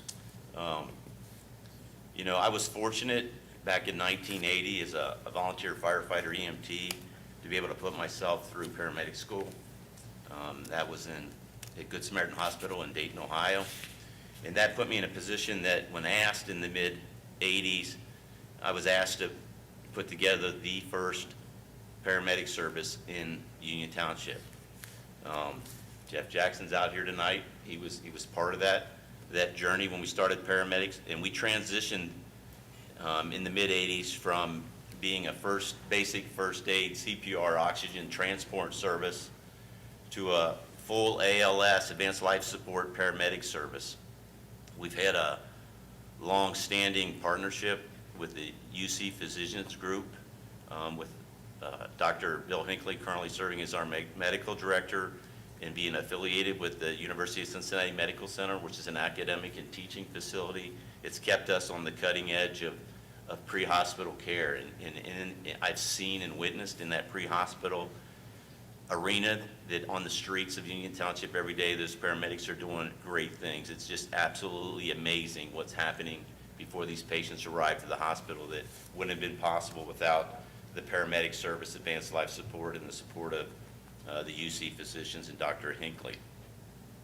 The second milestone I'd like to just touch on is that, after we started paramedic service, sometime after that, we put staffing in the stations that we had at the time, around the clock 24/7. Conservatively, that saved anywhere from 5 to 15 minutes or more off of our turnout times, the way it worked in the old days, and now I guess I call it the old days because I'm part of it, but the run got dispatched, and volunteers like myself at home, whether you were eating dinner, cutting grass, shopping at the mall, sleeping, you dropped what you were doing, and Rob Winks is smiling over there because he was part of that. You dropped what you were doing, and you ran to the firehouse, you got your equipment, you went to the firehouse, you got your equipment, and hopefully a crew showed up. If a crew didn't show up, you dropped the tones again and you started all over again, conservatively. If it was a good day, you might be out the door in 5 minutes. If it was a bad day, you might be out in 15 or 30 minutes. So putting staffing in the firehouse 24 hours a day was a huge move forward for the fire department. After that, the next milestone was adding stations, and we now have, as has already been mentioned, 6 strategically located fire stations throughout the township, covering all parts of the township. And again, by adding those additional stations, we greatly reduced the travel time. So the distance from those on-duty people being in the stations with the right vehicles and equipment to the scene of the emergency was greatly reduced when we went from 2 stations, back in the 1980s to 6 active, fully staffed stations that we have today. People have heard me say this many times, that, our job every day is about putting the right people with the right training in the right location in the right amount of time to make a difference. The firefighters and paramedics in Union Township do that 25 to 35 times every day. And if you lose any of those components along the way, you don't get there in time, you don't do the service, and you probably aren't going to render anybody any help. I have a lot of people to thank, starting with this current board of trustees. Not only the current trustee, but the previous boards of trustees, Mr. Beamer, Mr. McGee, Mr. McGraw. Thank you, and thank you for being here tonight.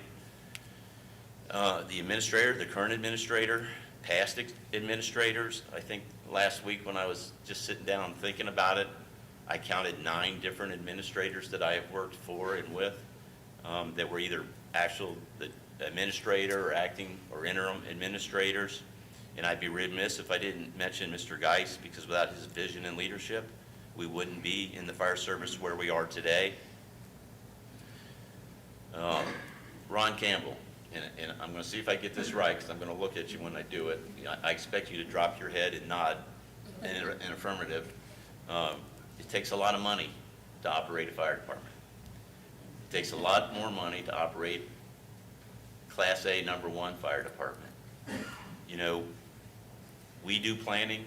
We plan for our planning. We have 1-month plans, 6-month plans, 5-year strategic plans.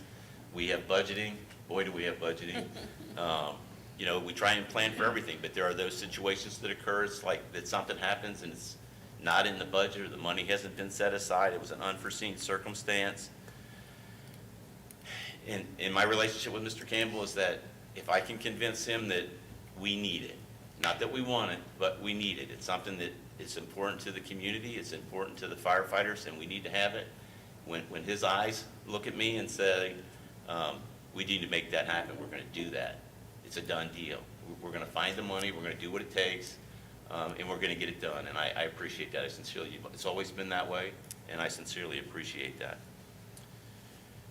The employees, first of all, the fire department employees, the past, present, and when I talk about past and present employees, that's volunteer, part-time, full-time, administrative staff. They are truly special people.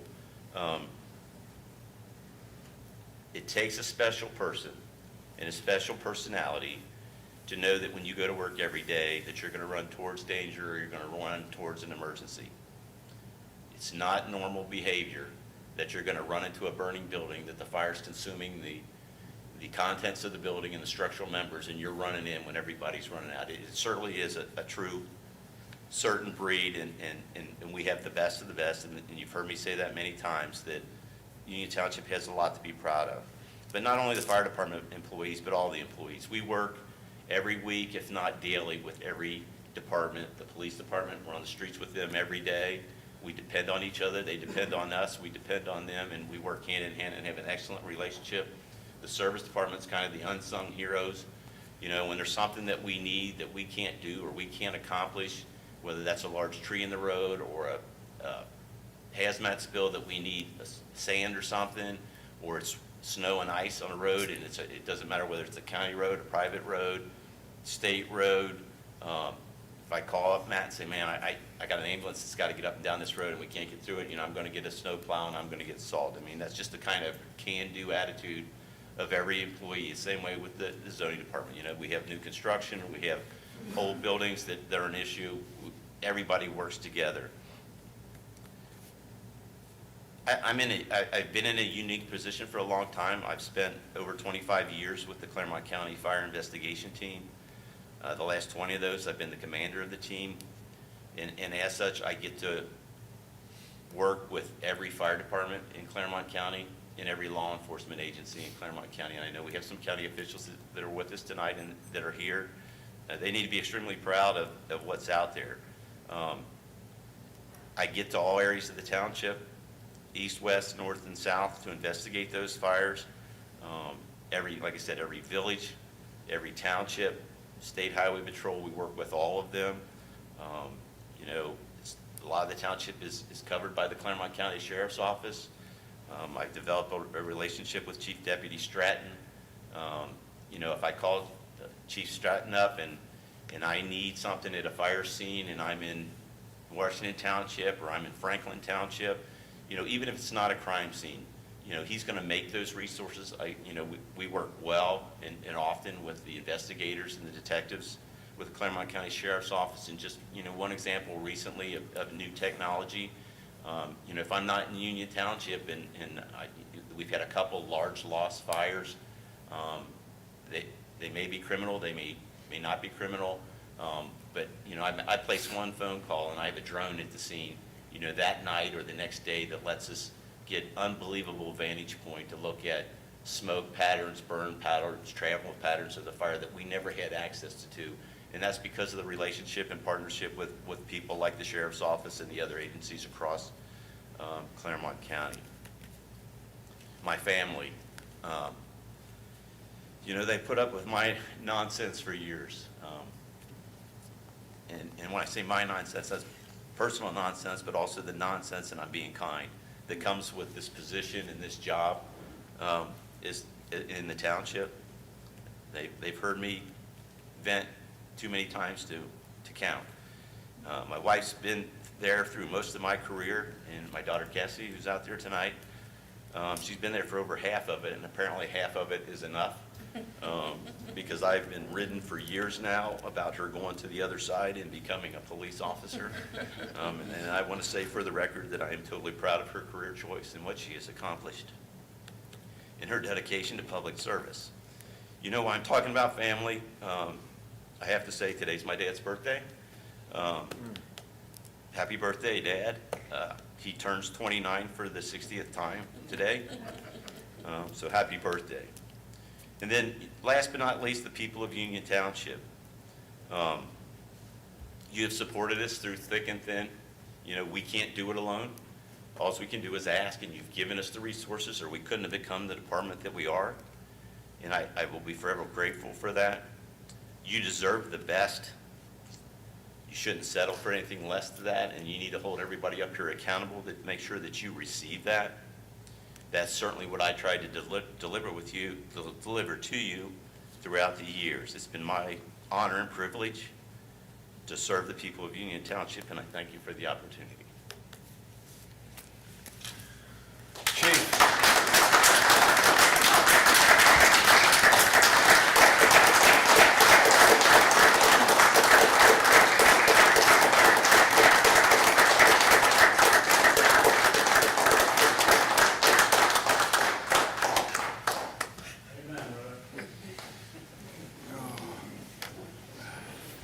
Chief, can I trouble you to grab a picture with you? The resolution, is that okay? Only if you let my family. Yeah, I'll run into that, of course.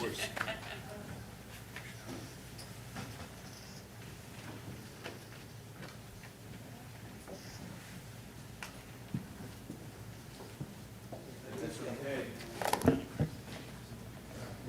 I'd like for you to join us as well, if you'd like. Please. Should we give you a picture, please? Is that okay? Come on, Preston, that's okay. Go ahead, come on. Yeah,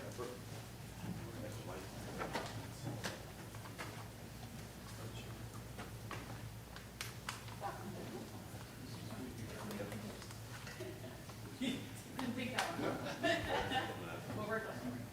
Can you join us as well? Oh, yeah. Ladies, you gotta be important for that.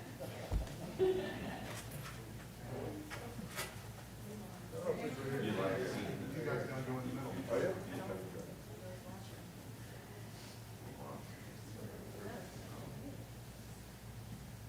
Okay, I'm gonna take a bunch of these, make sure we got everyone, so bear with me for a moment. Yeah, I got the compliments, yeah. 1, 2, 3.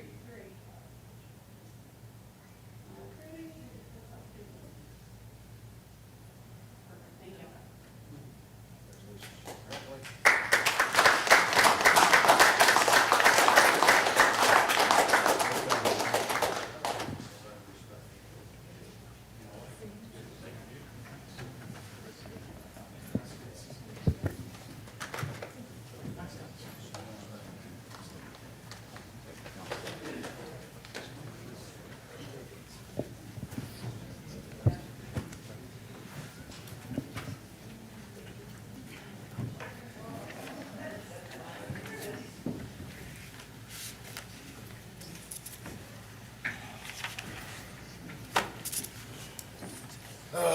I don't know how to follow that up, Chief.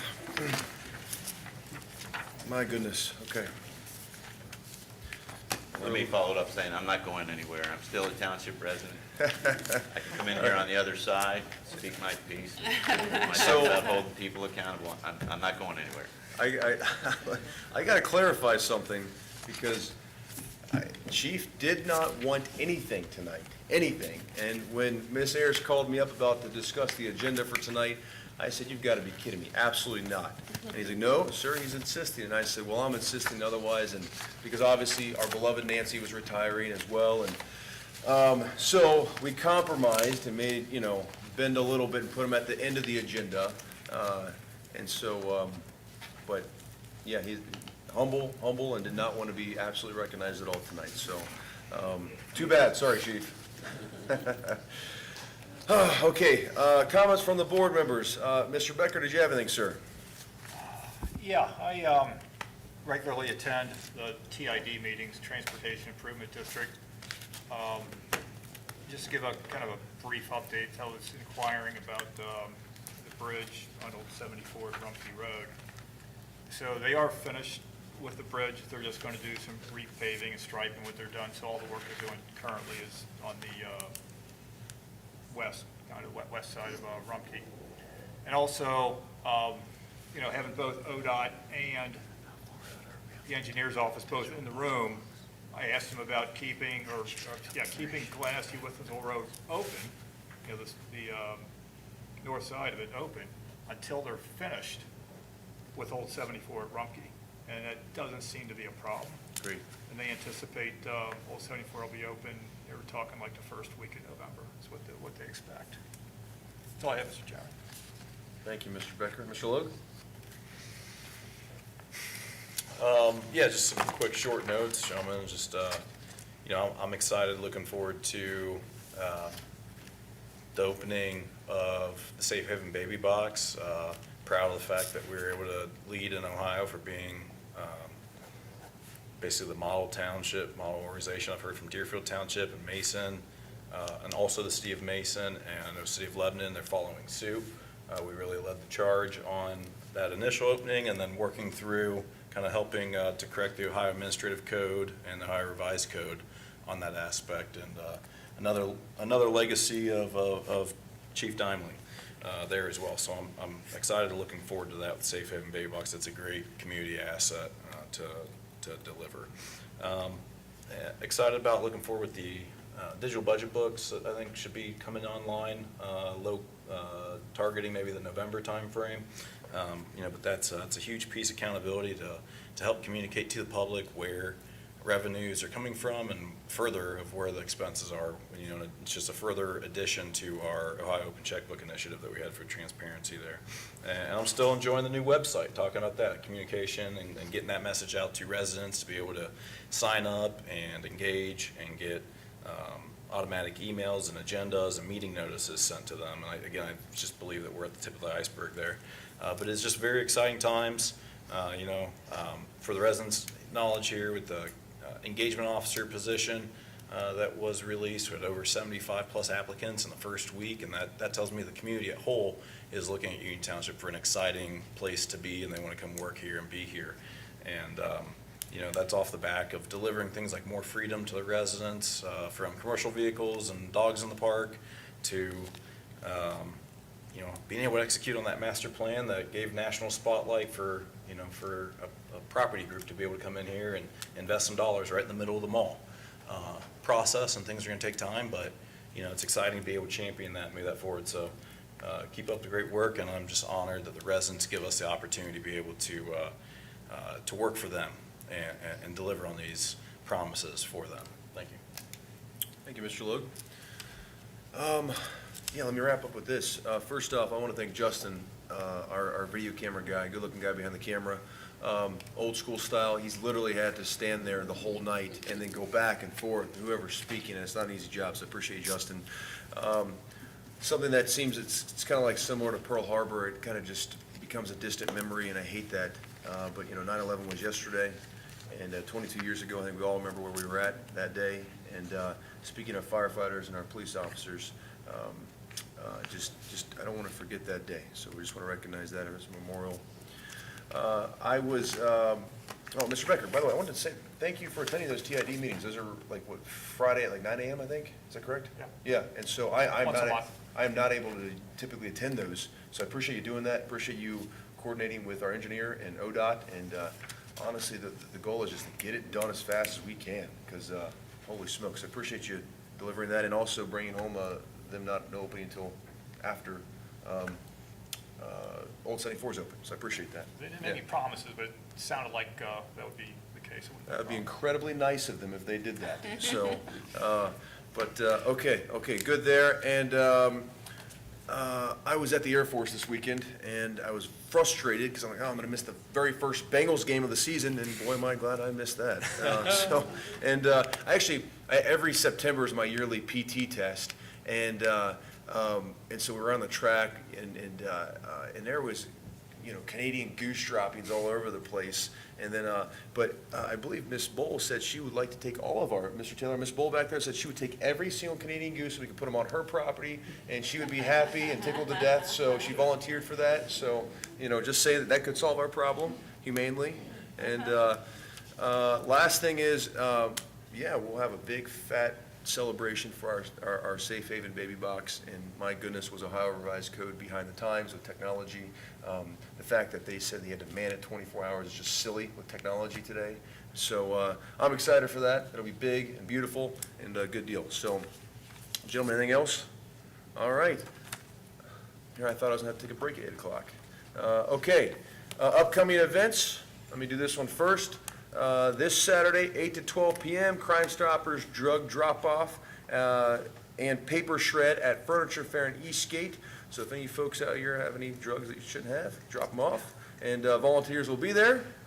That is this Saturday. Is that correct, Chief? This Saturday? Yes, sir. Furniture Fair? Okay, great. Anything, you want to talk about that on your restrictions, anything at all? We don't take syringes. Okay. Or liquids preferably, so just pills. All right, got it, okay. Legal or illegal, correct? No questions asked, roger that, yep. And, all right, and this Saturday, the lantern lighting ceremony at Mount Moriah Cemetery, this Saturday, September 16th, from 5 p.m. to 7:30 p.m. It's a beautiful ceremony. I would encourage everyone to be there. I will be there.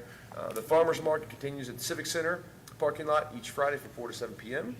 The next business meeting for us will be October 10th, 2023 at 6 p.m. right here. And then also next month, we do have our working session, October 24th at 6 p.m. Gentlemen, anything else? I just want to point out the farmer's market. I think the last one's going to be October 6th, I want to say. That is correct. Yeah. Oh, Ms. Harris, do we have I'm sorry to drop this. Do we have the grand opening, I'm saying the re-grand opening of our baby box, October? The October 3rd. October 3rd. Okay, got it. Yep. All right, perfect. Gentlemen, is that it? I will entertain a motion to adjourn. So moved. Second. All right. So for discussion, Mr. Campbell, roll call. Mr. Becker? Yes. Mr. Logue? Yes. Mr. Dills? Yes. We're adjourned at 8:13 p.m. Great, thank you, sir. Thank you all for a great meeting. Please come by and shake the chief's hand.